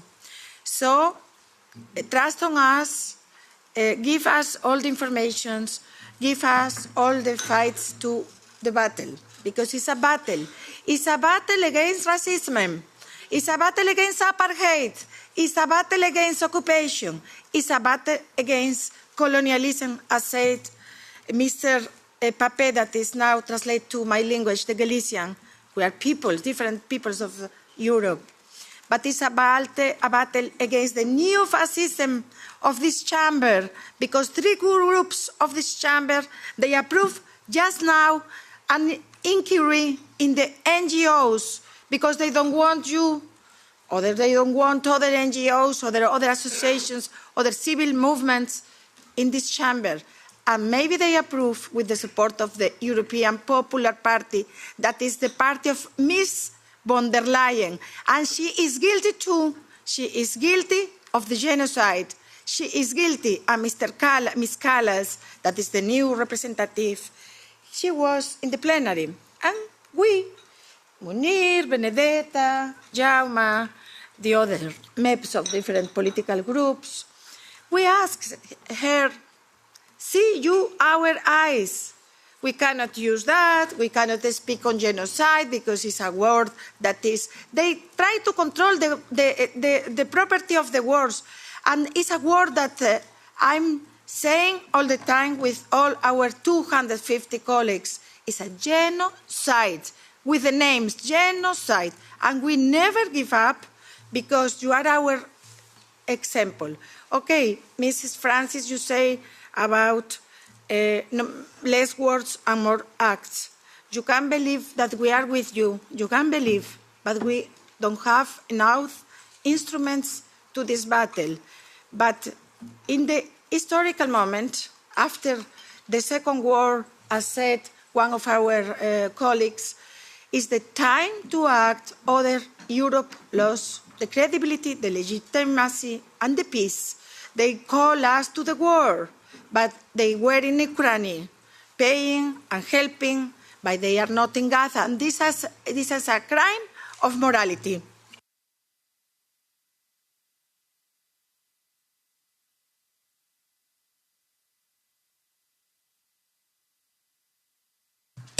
Thank you very much.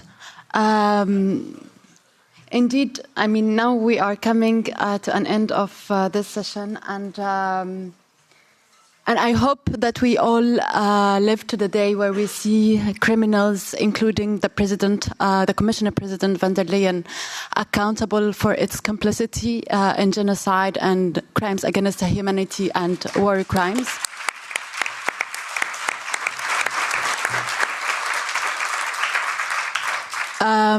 Herself and many others want us to believe that we are minority, but we've seen in the streets that we are majority.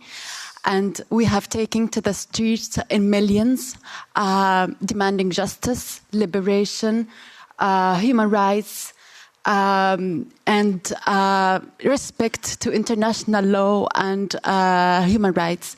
So it's important that we understand that we don't have the right to emotional fatigue as we have access to water, food, pain au chocolat, and coffee, and cigarettes and alcohol. We have to keep on fighting. We have to escalate our actions. We have to allow our imagination to dream of a possible world where fascism and colonialism don't exist. And we can do this together. Thank you.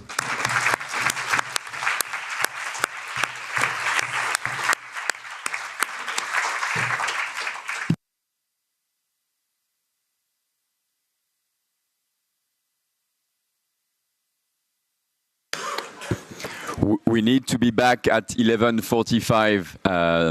Thank you.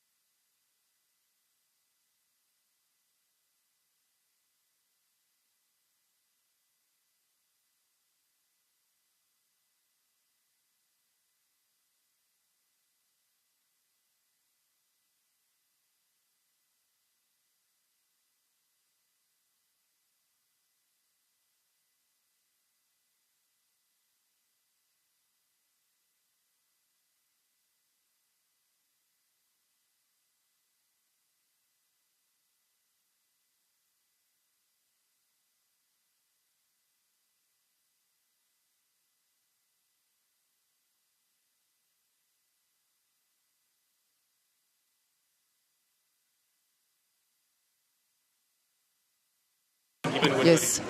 Yeah, now I can understand that people can't hear, but when people are quiet, it's okay.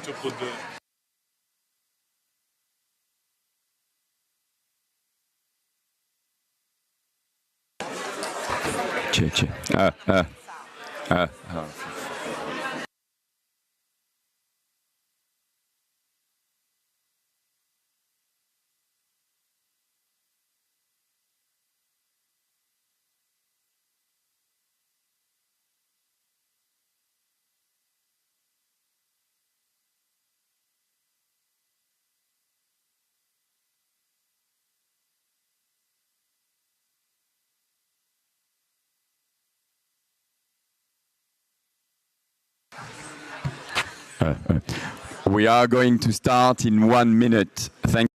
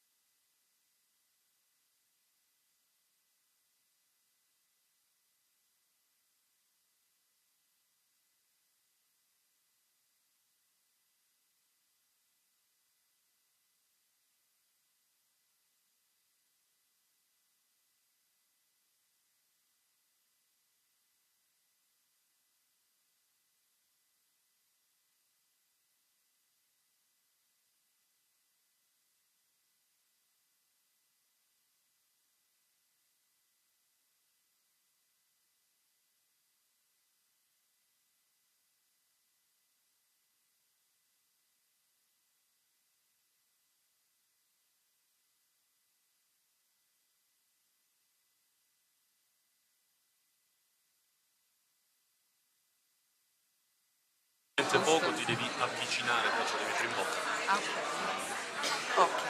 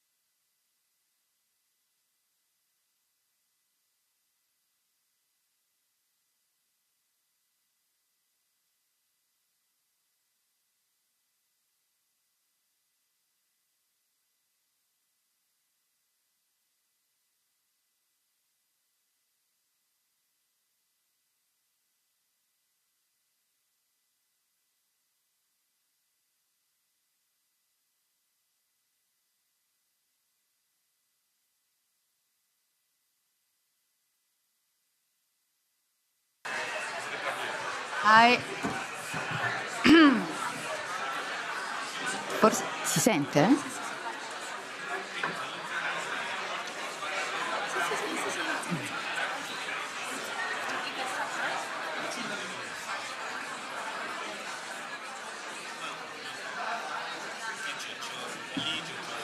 Ma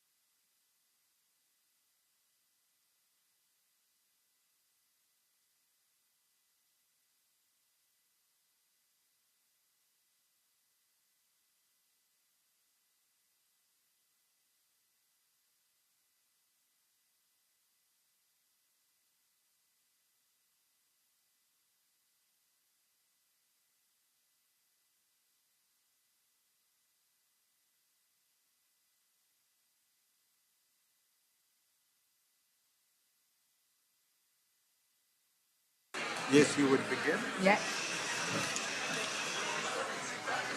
Hi, we can start. Take a seat, please.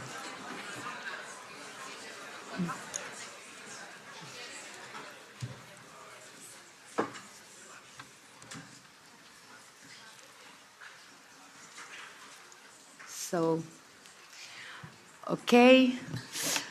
Good morning, everyone, and welcome here to this event. Shall we call it genocide?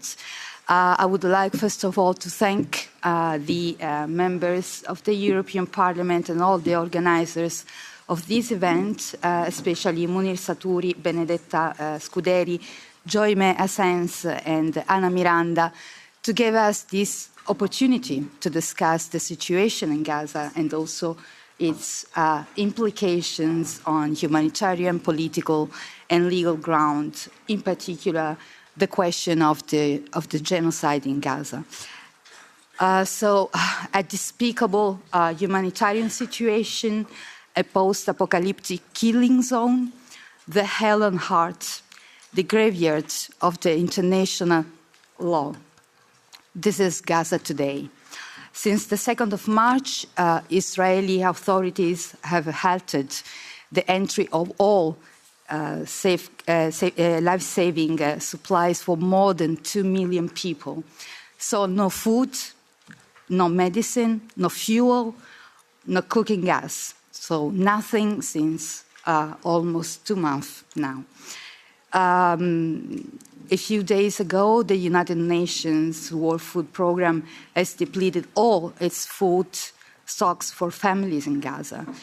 A total ban on aid that is worsening an already dire humanitarian situation. So, and also most buildings and infrastructure, including hospitals, have been destroyed. And recently, the Israel Defense Minister, Israel Katz, has reiterated that no humanitarian aid will enter Gaza. So the aim, it appears, is to create the conditions for what would be the largest ethnic cleansing operation since the Second World War. The former EU High Representative Josep Borrell said in a recent op-ed for Social Europe. So this panel will discuss on the role and the duties, and I would like to stress the word duties, of the EU, the member states, and all the international community to put an end to the massacres in Gaza. So I would start with Francesca Albanese, the United Nations Special Rapporteur on the situation of human rights in the Palestinian territories occupied since 1967. So, Francesca, the floor is yours.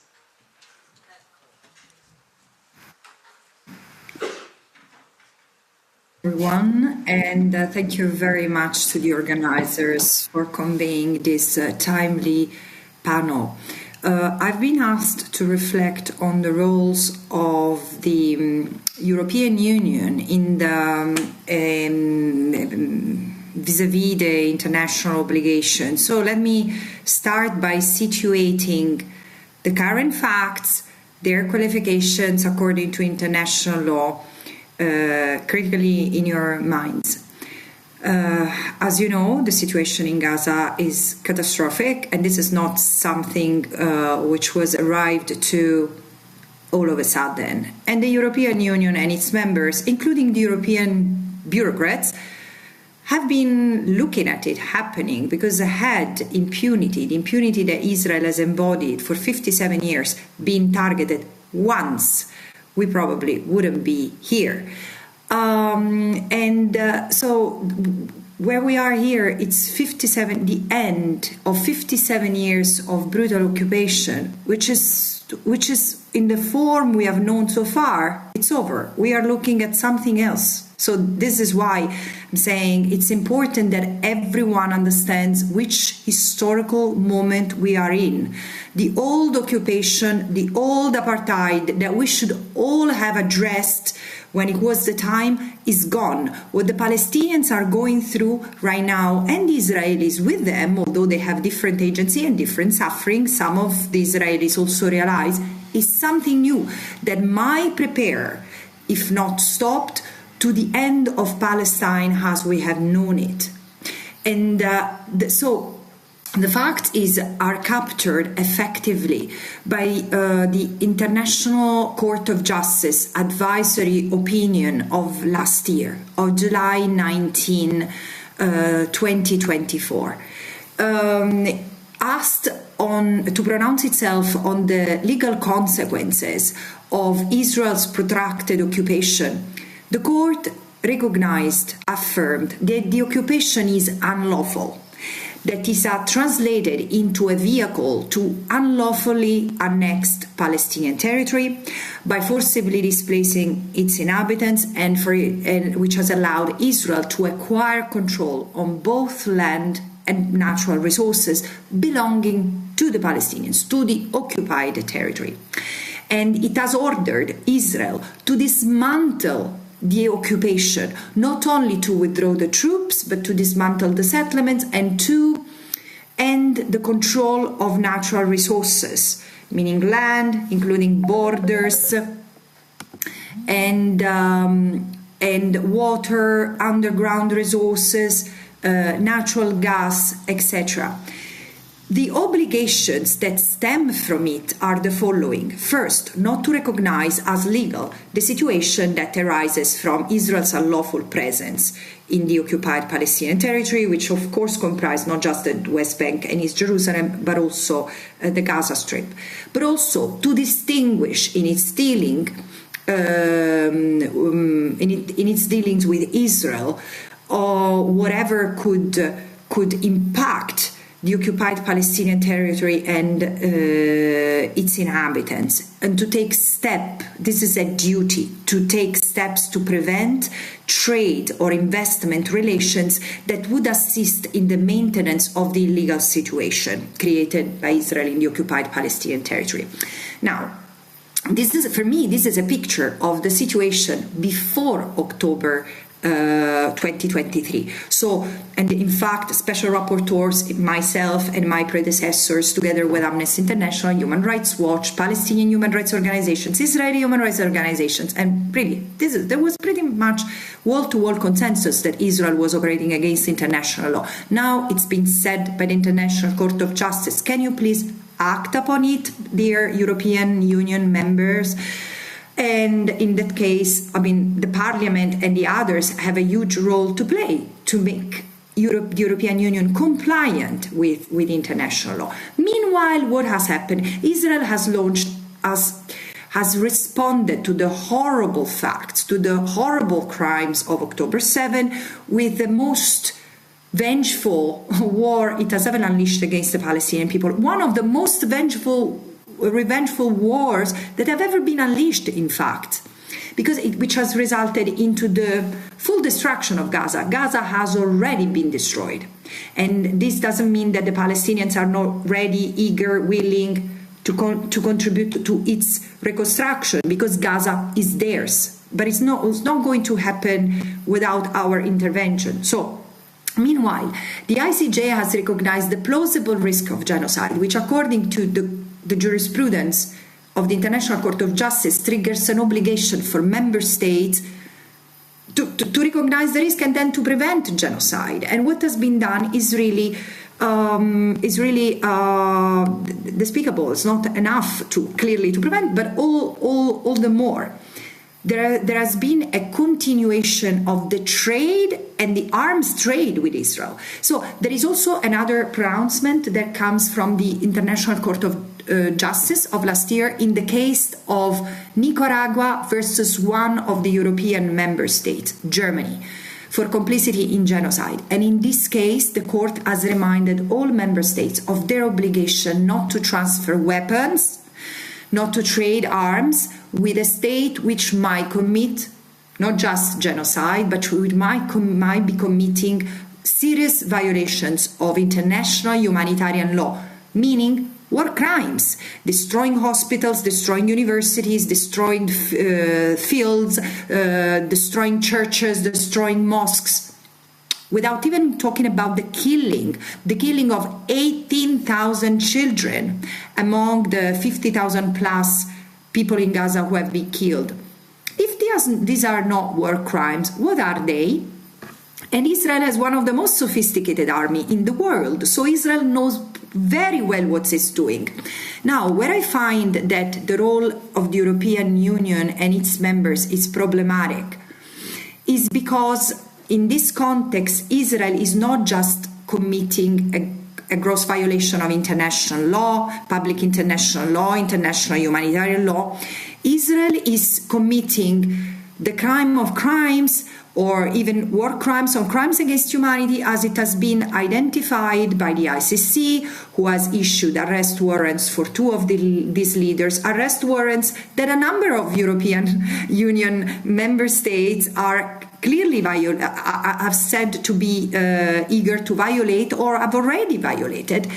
I mean, what is the European Union doing if not contributing to the erosion of international law with its continuous, because eventually the behavior of each member state with problematic actions, or actions that are not enough to bring respect for international law to the table, are contributing. I mean, the total is made of these actions of each member state, and the result is that Palestine is completely collapsing under the weight of this assault. There are three aspects that I find particularly problematic. Actually, four. The first is the posture of the European Union vis-à-vis what has happened over the past 16 months alone. On the 10th of October 2023, the President of the European Commission, von der Leyen, said that on October 7 was an act of war, and there could only be one response to it, and it was Israel's self-defense, which means Israel's use of force, Israel's resort to war. This is a significant problem because this is the wrong interpretation of international law.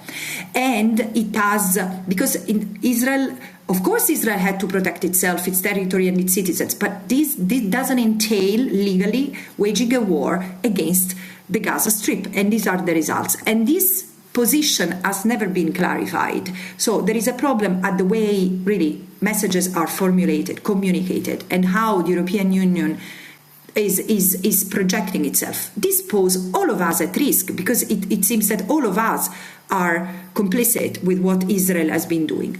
The second layer, and the first substantive layer is cooperation. Israel continues to forge a powerful the European Union continues to maintain a powerful partnership with Israel in the area of trade. The European Union is Israel's largest trade markets, and it includes both goods that originate from settlements, and this is absolutely unlawful. And there is no way for the European Union to make sure that the products coming from Israel are even from the settlements. So the labeling doesn't mean anything, because the packaging, as numerous organizations have demonstrated, the packaging might alter the origin, might conceal the origin of the product. But also a number of these products are tested on the Palestinians, are technology related, including the drones that have been tested on the battlefield by Israel, on the shoulders of the Palestinians, including Palestinian children.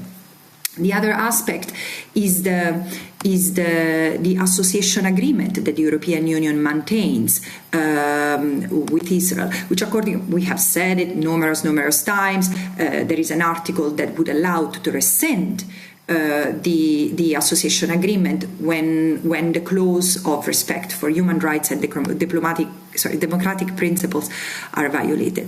The third aspect is also the Horizon program that the European Union has, and which is open via the association agreement to Israel, because the Horizon program on the one hand stipulates that actions carried out under the program must comply with ethical principles of the Union, including national and international law, and fundamental rights and freedoms of the European Union, of the European Convention.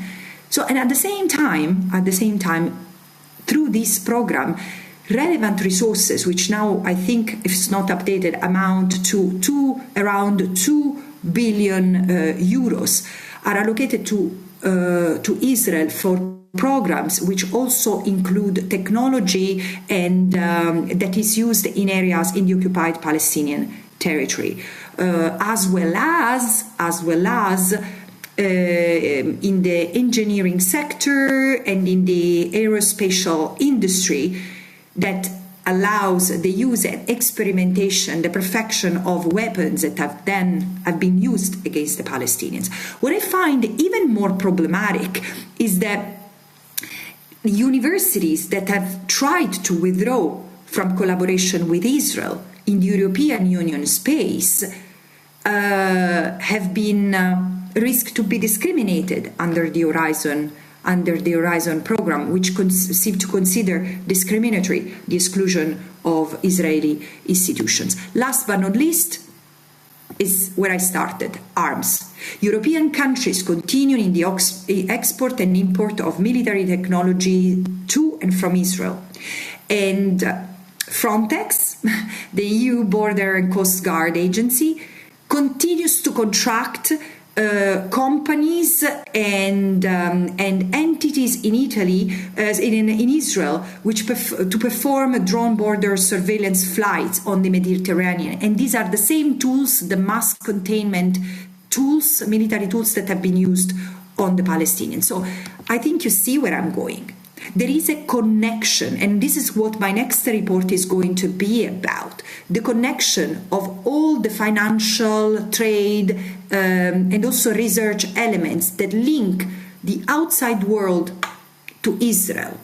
And Israel wouldn't be able to maintain its occupation, its apartheid regime, and today to commit international crimes of unprecedented gravity in the occupied Palestinian territory if it was not for the business as usual of all of us, and the fact that all of us have made possible the transition, Israel's transition of its economy from an economy of occupation into an economy of genocide. Thank you very much.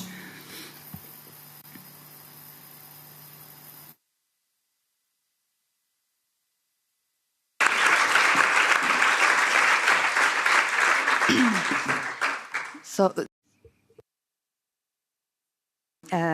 speech and also for your commitment. Unfortunately, Francesca Albanese will stay with us just for 10 minutes. So if you would like to ask some questions. You can stay. No, I said that is fine if there are questions now. Otherwise, I also said that. Yeah, she will stay just for 10 minutes, right? Okay. Okay. So if you have any questions, my question is, Francesca, you talk about a deep co-responsibility of the West in the genocide in Gaza. So my very simple question is why? And I know that you are writing a new report, so if you can anticipate some of the main findings of the next report, and then if there are some questions from the room. No? Okay. Please. Thank you. Hi, Francesca. I hope you can hear me. Ahmed Abfoul from Al-Haq. We often hear from the European Union the line that it is not for it to recognize the situation as genocide, as for judicial institutions, and therefore they're waiting for a court order. What do you think of this excuse, especially, and I call it excuse because the EU and the EU Parliament has actually a history of recognizing genocides, and I can only give examples. The Holodomor massacre in 32-33 by the Soviet Union was recognized in 2022 as genocide. The Russian invasion in 2022 was also described as genocide. The European Parliament has a resolution on ISIS atrocities against Yazidis and Christians in 2016, February 2016, also describing it as genocide. 2015, there was another resolution about the Armenian genocide committed in 1915. Some member states like the Netherlands, for example, in 2021 recognized the Uyghur treatment by China as genocide. The EU Parliament also confirmed that in 22. All of these examples were decided without any judicial proceedings. You don't need a court to say it's genocide for the EU Parliament to be able to say it's genocide. So my question is, why do you think when it comes to Israel's genocide, all of a sudden the EU needs a court order to be able to state the obvious? Is that really out of care about legal terminology and wanting to be accurate legally, or it's merely political hypocrisy and double standards? Thank you.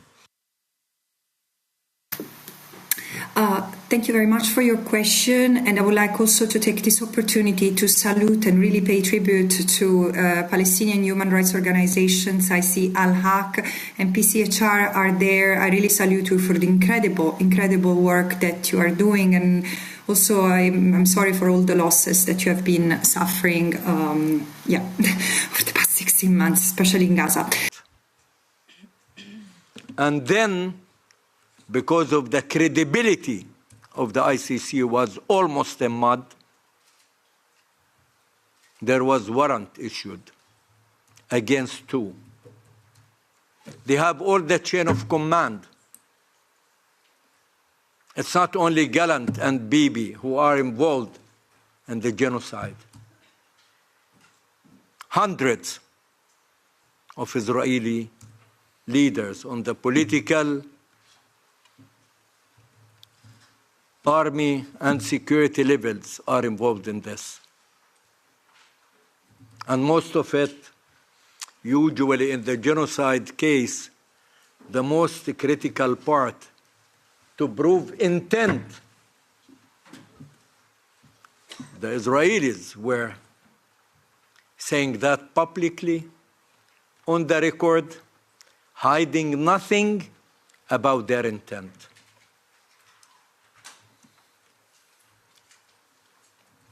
Well, 18 months, the genocide going on. Day and night, round the clock. You didn't live that. I don't wish any of you live that. But to have the fear 24 hours a day, and to know you, your babies, your sons and daughters, your wife, your husband, your mom, your dad, your neighbor, your friend, you can miss it any minute, partially, completely, entire area being erased, entire house disappear. And if it's death, that's fine. It's mercy. But displacement from one place to another, starvation, you don't have piece of bread to eat, you cannot feed your babies, your sons and daughters, the sick, the elderly. You see by your own eye how legitimately by Israel hospitals are target, declared target. And they bring babies from the incubators at the hospitals. And they line them up on the table, not killing them inside, put them out of the incubators in tens, and they screen them and publish them. Proud of what they are doing, the most ethical army on earth.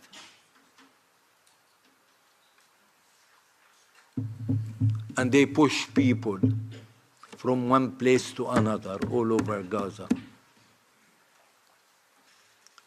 The 2.1 million people concentrated in 27 square kilometers in Rafah and Mawasi area. That was late April. And Netanyahu insisted to attack. Europe said, no, no, you shouldn't do that. US said, you shouldn't do that. Do you know what does that mean? When he wanted to attack Rafah on May 7th, 2024, almost a year ago, the plan was Gazans to Sinai. Those who are in the 27 square kilometers, to give the final push and go to Sinai. Fortunately, Gaza, 78% of it are refugees. And having that chemistry in Gaza is unique. And that's why people do have what we call it, the trauma of Nakba. Never again. We cannot make it once again. We have one Nakba in our history. And we concluded very, very hard lesson. Never again. And that's why people went back to the north. And now the slogan in the north, never will be in the south, not to Sinai. What I'm telling is not secret, and it's in the public domain. This is live streamed. The whole world know it and watch it. You don't need Raja Surani, you don't need experts in international law, you don't need... They tried to hide it. And that's the reason of erasing the journalists in Gaza, even journalists, were erased to tell really what's going on. And that's why not a single foreign journalist or visitor to Gaza came during this period. Fortunately, it is known and it's all over the place.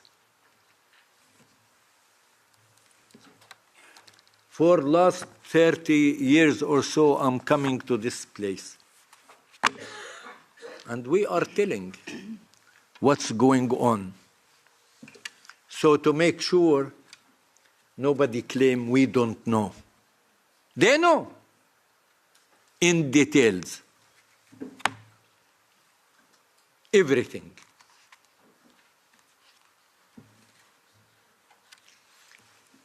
In 1999, we were addressing EU with the association agreement.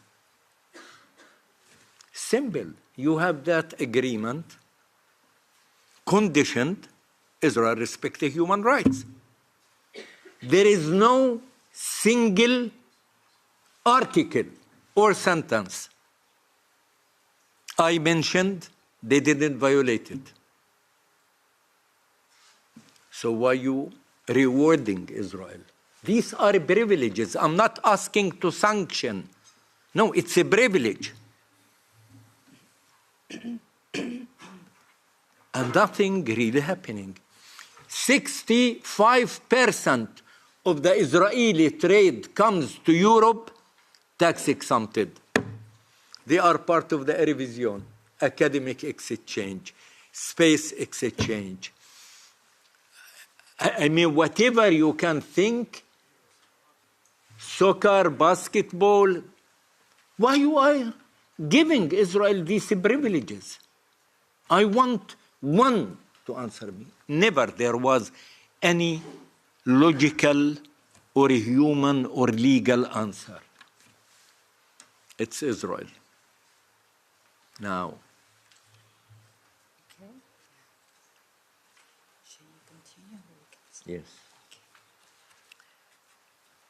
So association agreement, it's not a luxury. It's not a choice. If Europe have the minimal respect for human rights, they should seize it.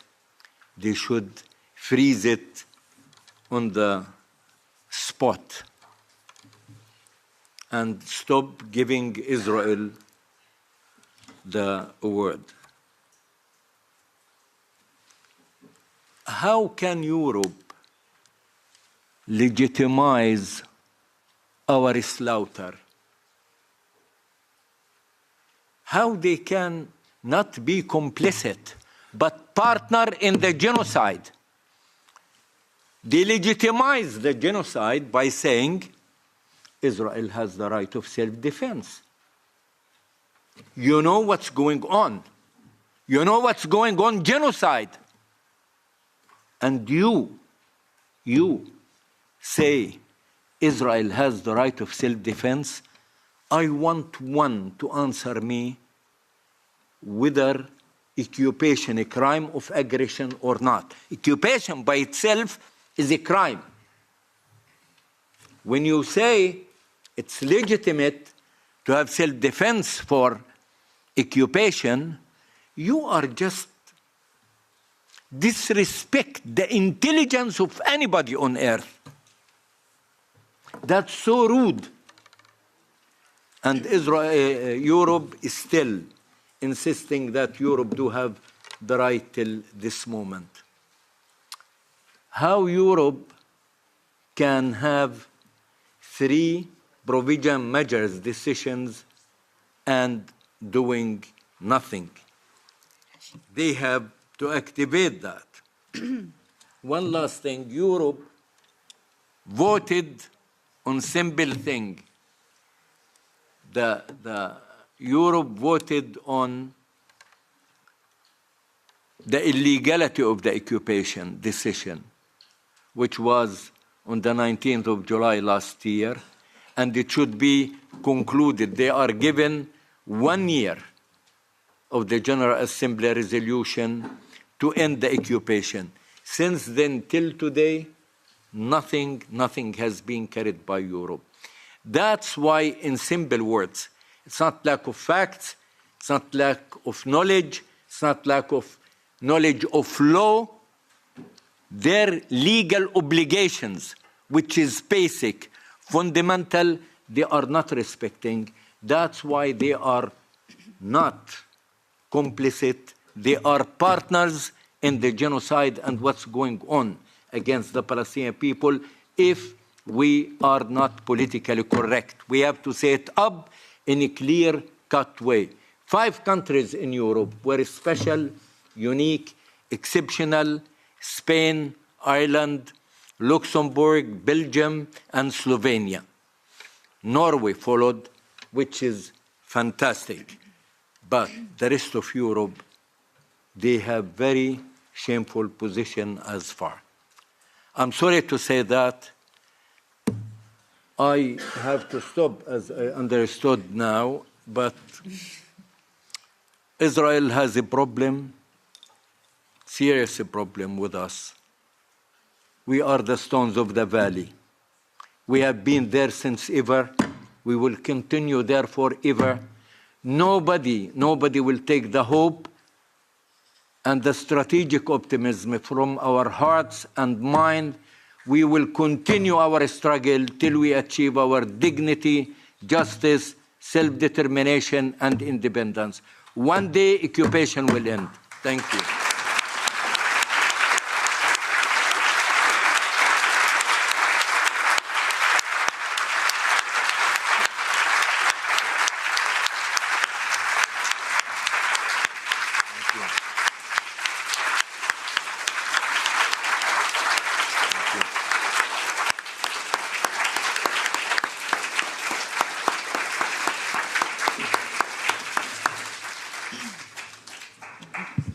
So thank you, Raji, for this moving testimony, for this cry for justice, I would say.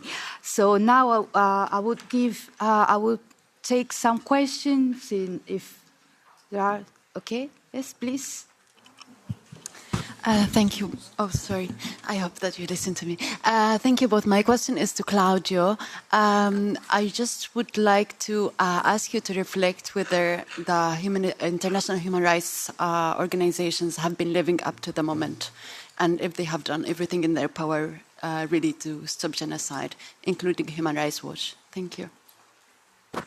And then the second one.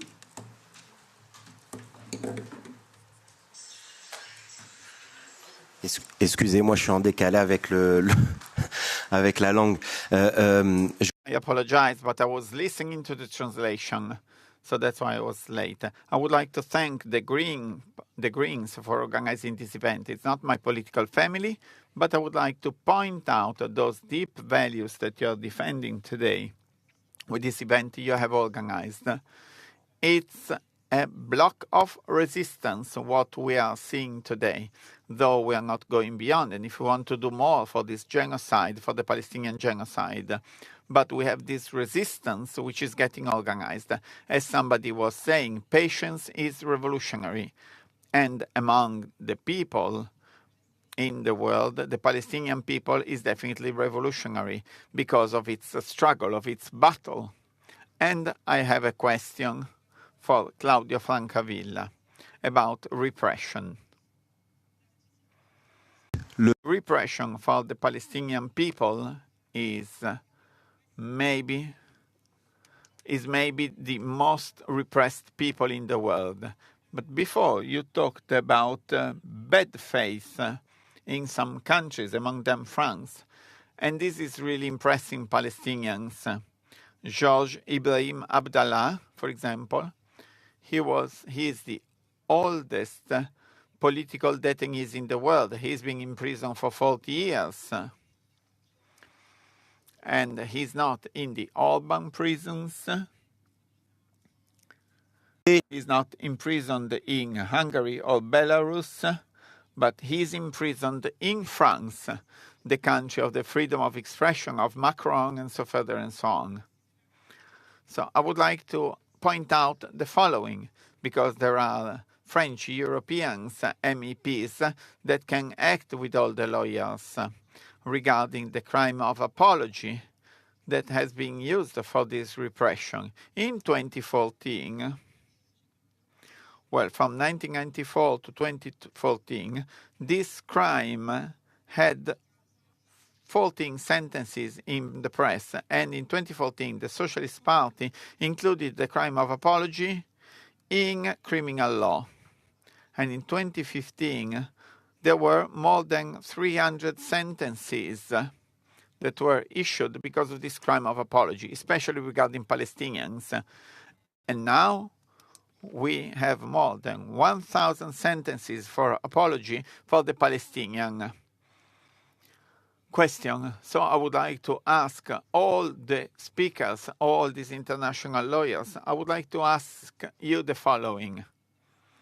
We must carry out a coordinated offensive against this crime of apology in France, because the issue is not simply knowing whether genocide is there or not, but the issue is knowing how many genocides are there, because we have human genocide, but we also have political genocide, then we have a media genocide, and we have an extension of genocide at all levels,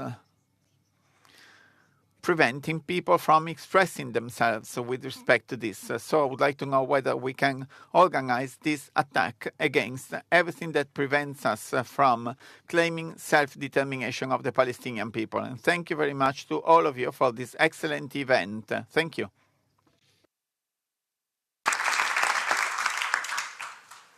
Okay.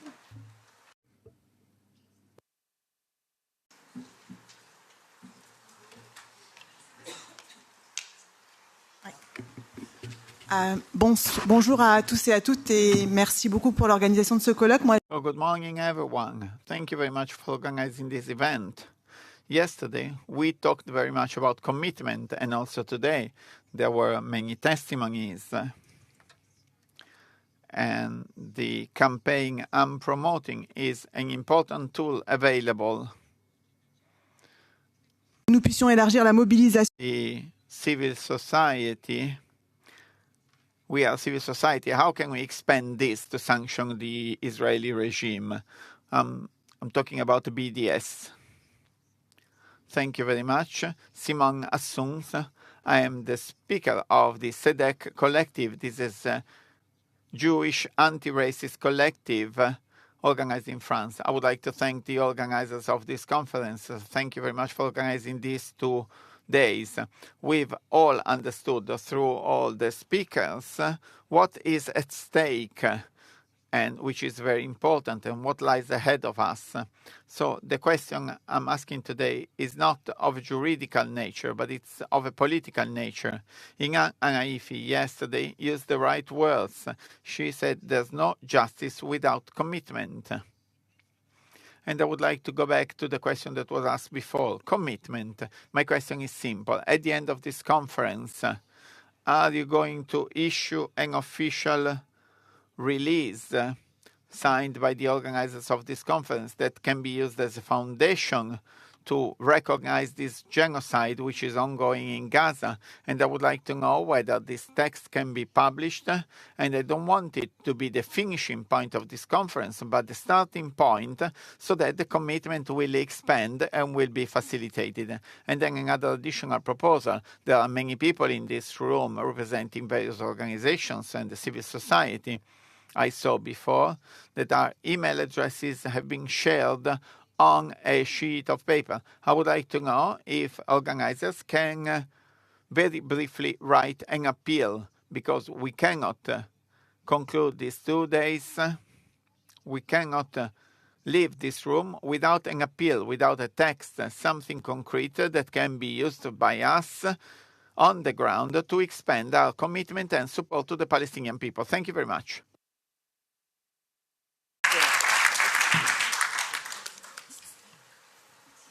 Okay.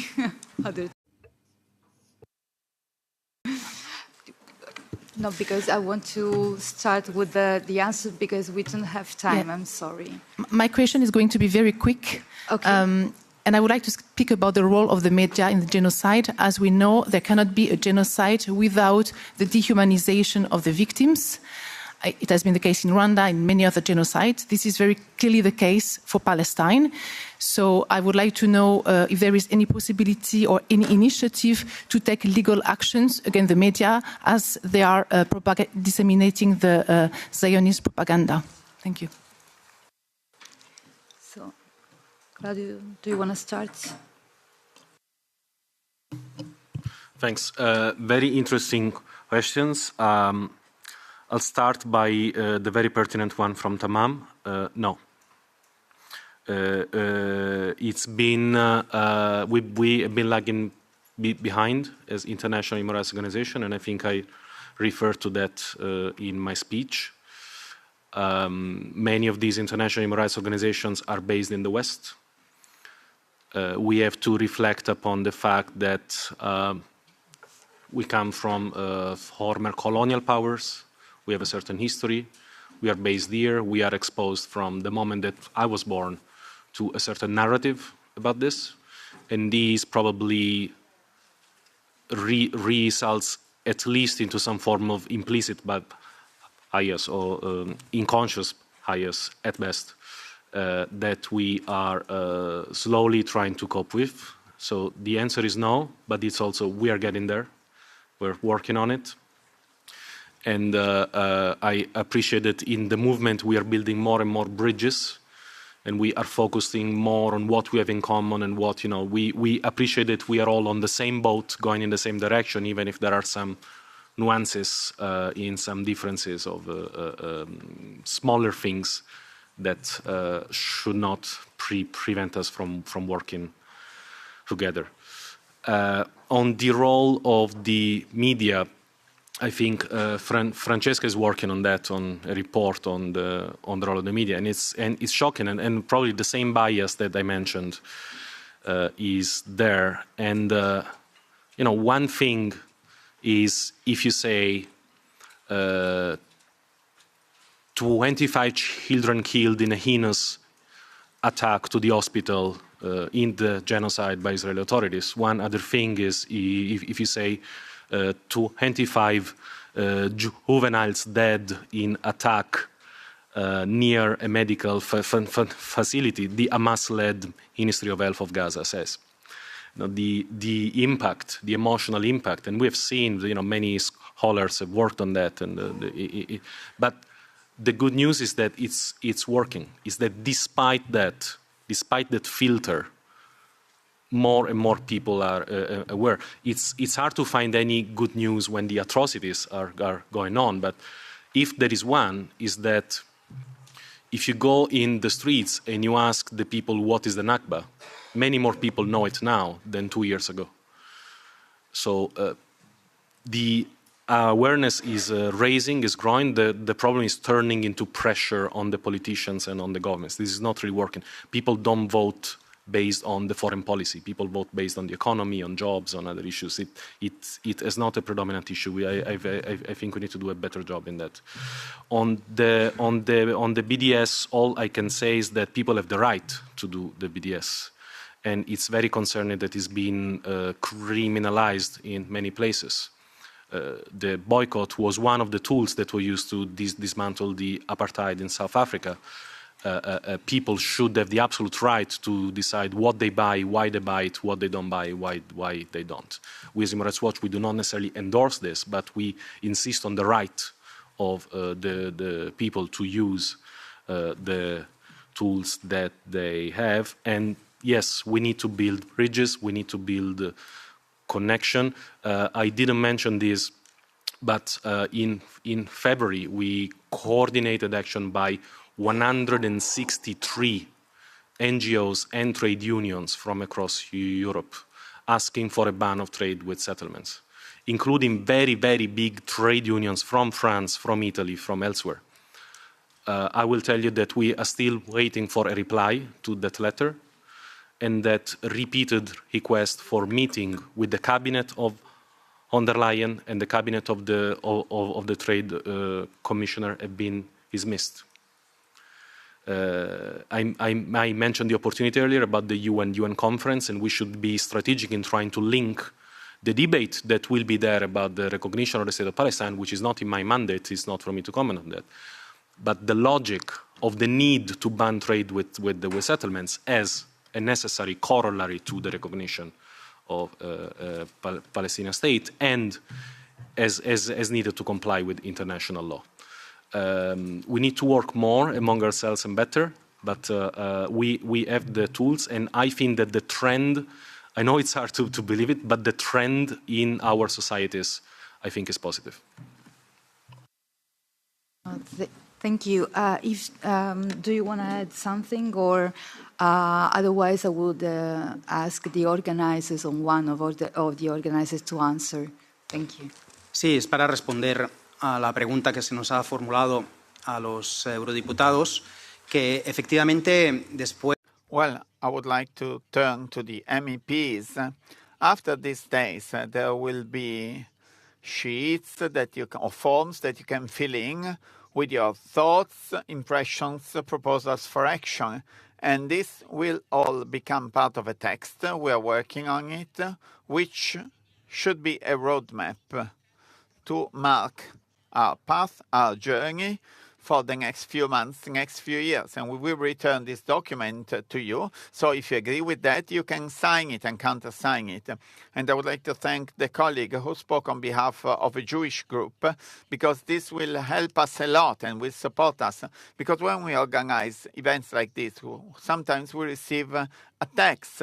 We are told we are making anti-Semitic discourse, and we are very happy to see Jewish people participating with us at these meetings. Thank you.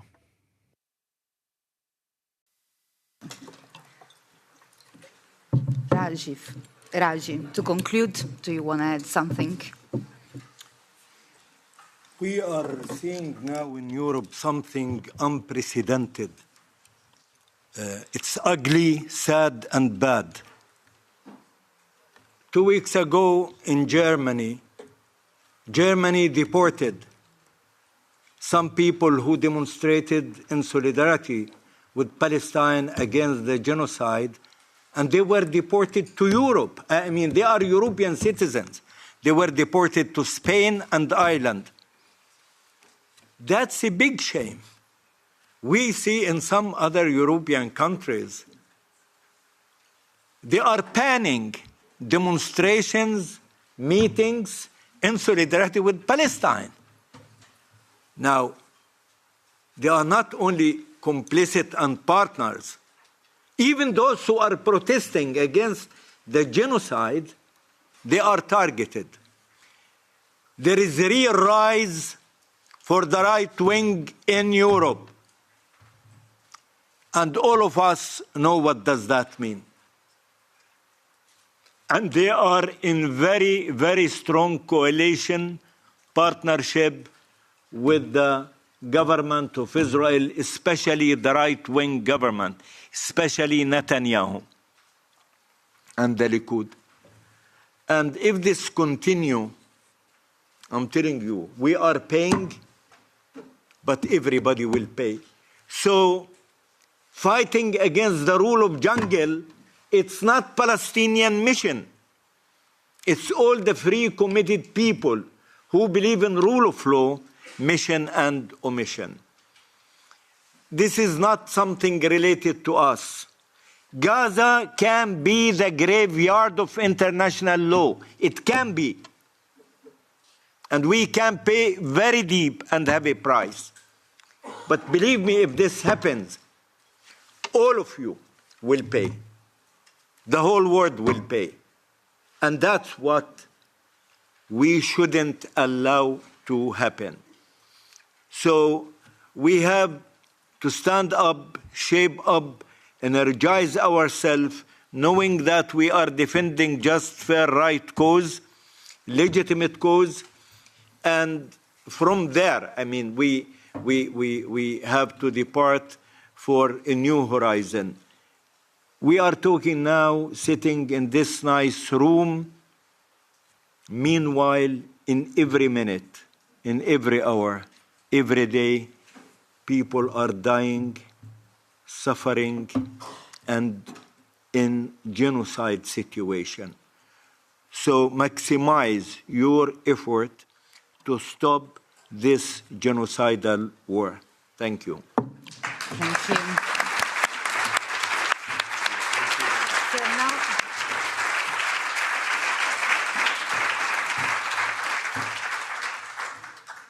I will invite. Yes. You can also say if you want. Okay, you can leave.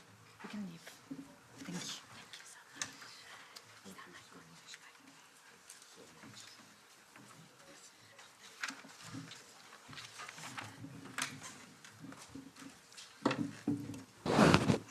so much. Sí, sí, sí.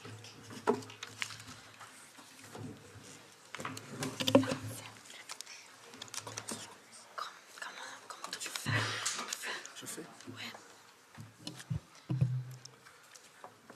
Mesdames et messieurs, chers invités, So, ladies and gentlemen, dear guests, dear speakers, dear colleagues, after listening to your voices here in the European Parliament, after listening to the voices of legal experts, experts in international law, and direct testimonies in Gaza, I would like to point out why I am convinced that this event was extremely important. Yes, we knew already that we were facing a genocide in Gaza.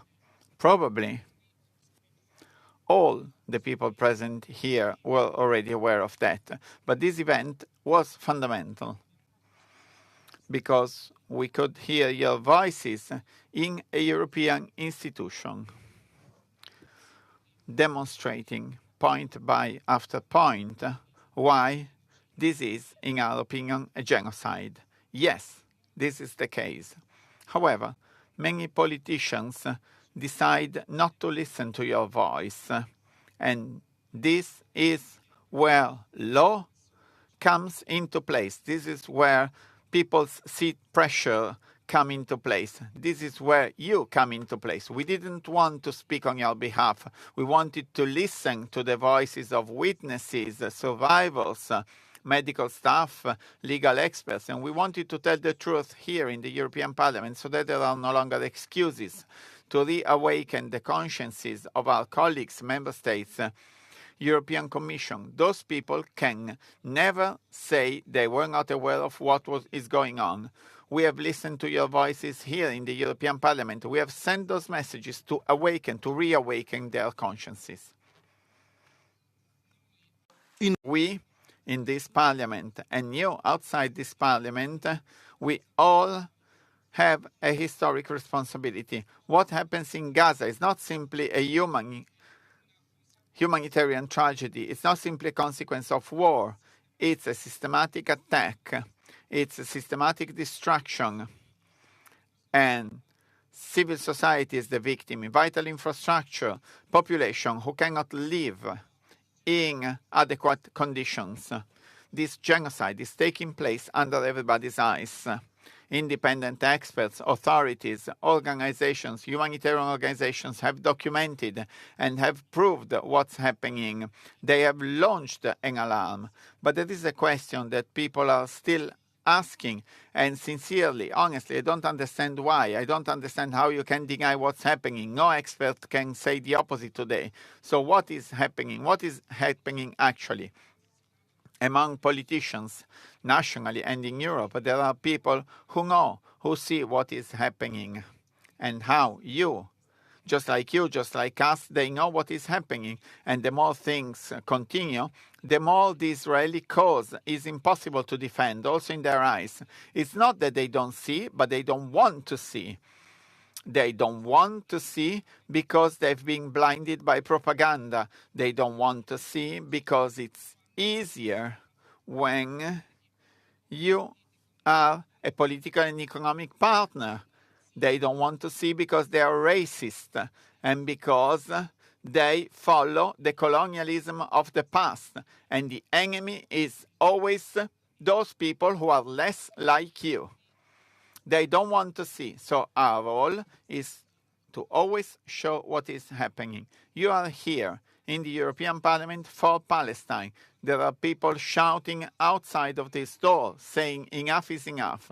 But most MEPs don't want to listen to these screams, to this outcry. Not even von der Leyen is listening to that. And the entire European Commission is not listening to those voices. And our role is to show through amendments, resolutions, speeches, delegations, exchanges. We have a role in these institutions.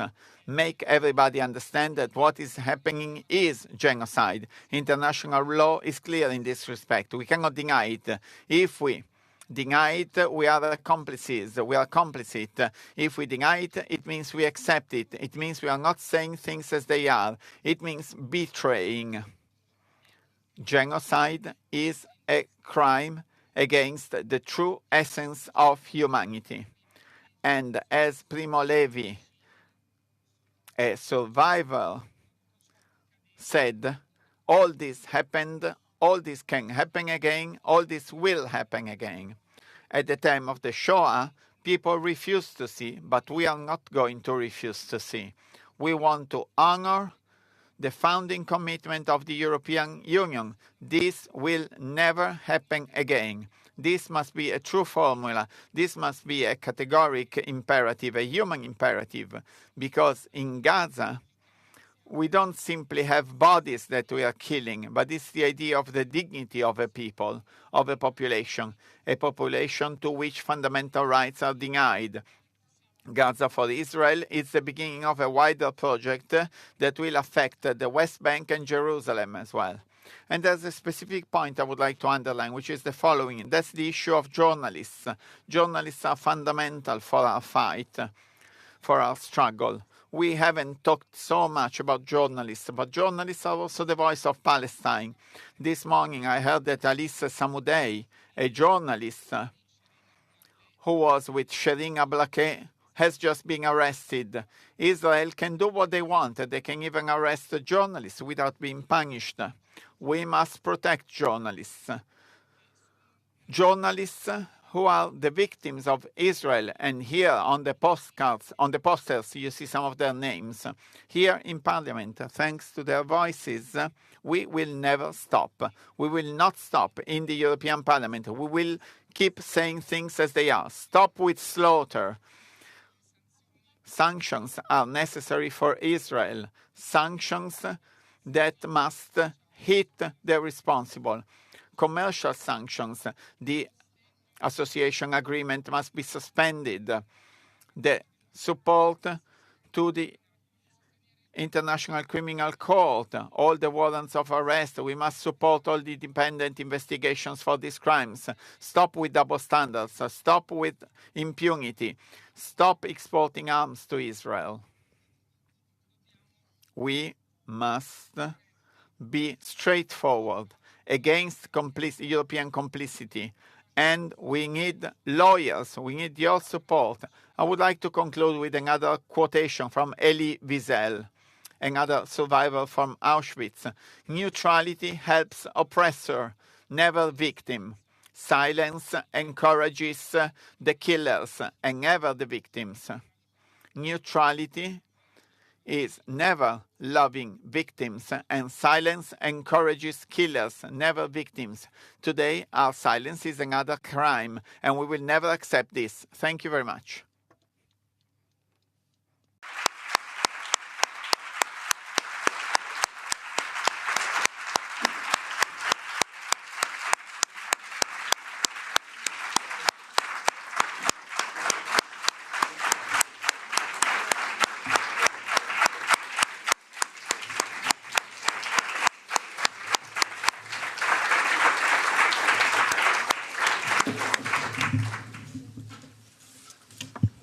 Won't be easy to speak now, for sure. So first of all, let me say thank you to you all to be here, for the work you do on the local level, the work you do everywhere. Thank you for the fights. We know that these fights are not easy, for some less than the others, for their background, for their history. But you all are here, you all fight, you all keep fighting, and this is extremely important. I also want to thank, bear with me, I need to read the list, the people that are on the top of the Member of Parliament that you saw have been the ones that actually, hands-on, have been working days and nights and weekends to do this event. I have a list, but I hope I will not forget anyone. I want to thank Gloria, Adriana, Gonzalo, Angel, Marion, Paul, Luis, Beatrice, Andrea, and Gino, because you've been amazing, because you've been working for 6 months to allow all of us to do this. So thank you all.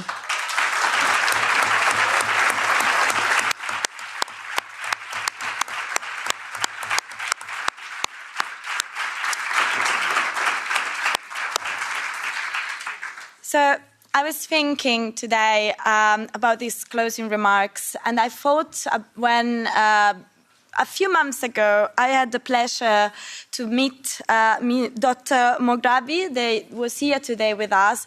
We were in this room, in this parliament, and as he did today, he was explaining what was going on in the hospital, the SARS, and all the story of the medical staff and the kids and everything.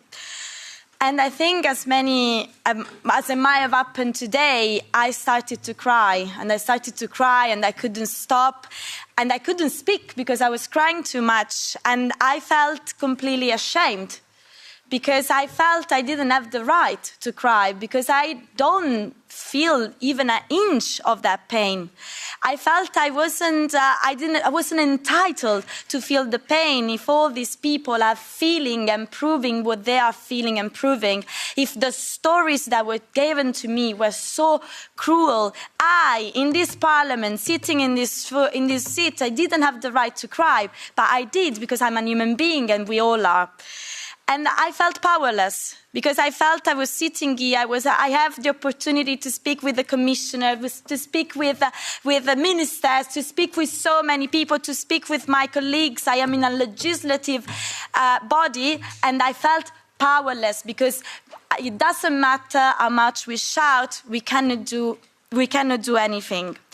And then I entered this room today, and I felt that many of you were feeling like that.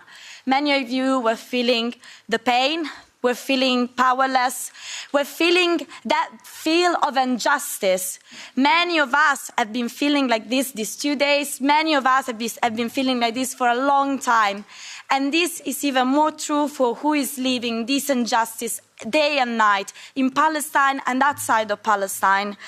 And in these 2 days, we have gathered information, we have gathered experts, we have gathered anything that we need to recognize that even if we all knew before, but we have put together a bunch of information, experts and speeches that now we can easily, even in these institutions, say we have complete proof that this is a genocide.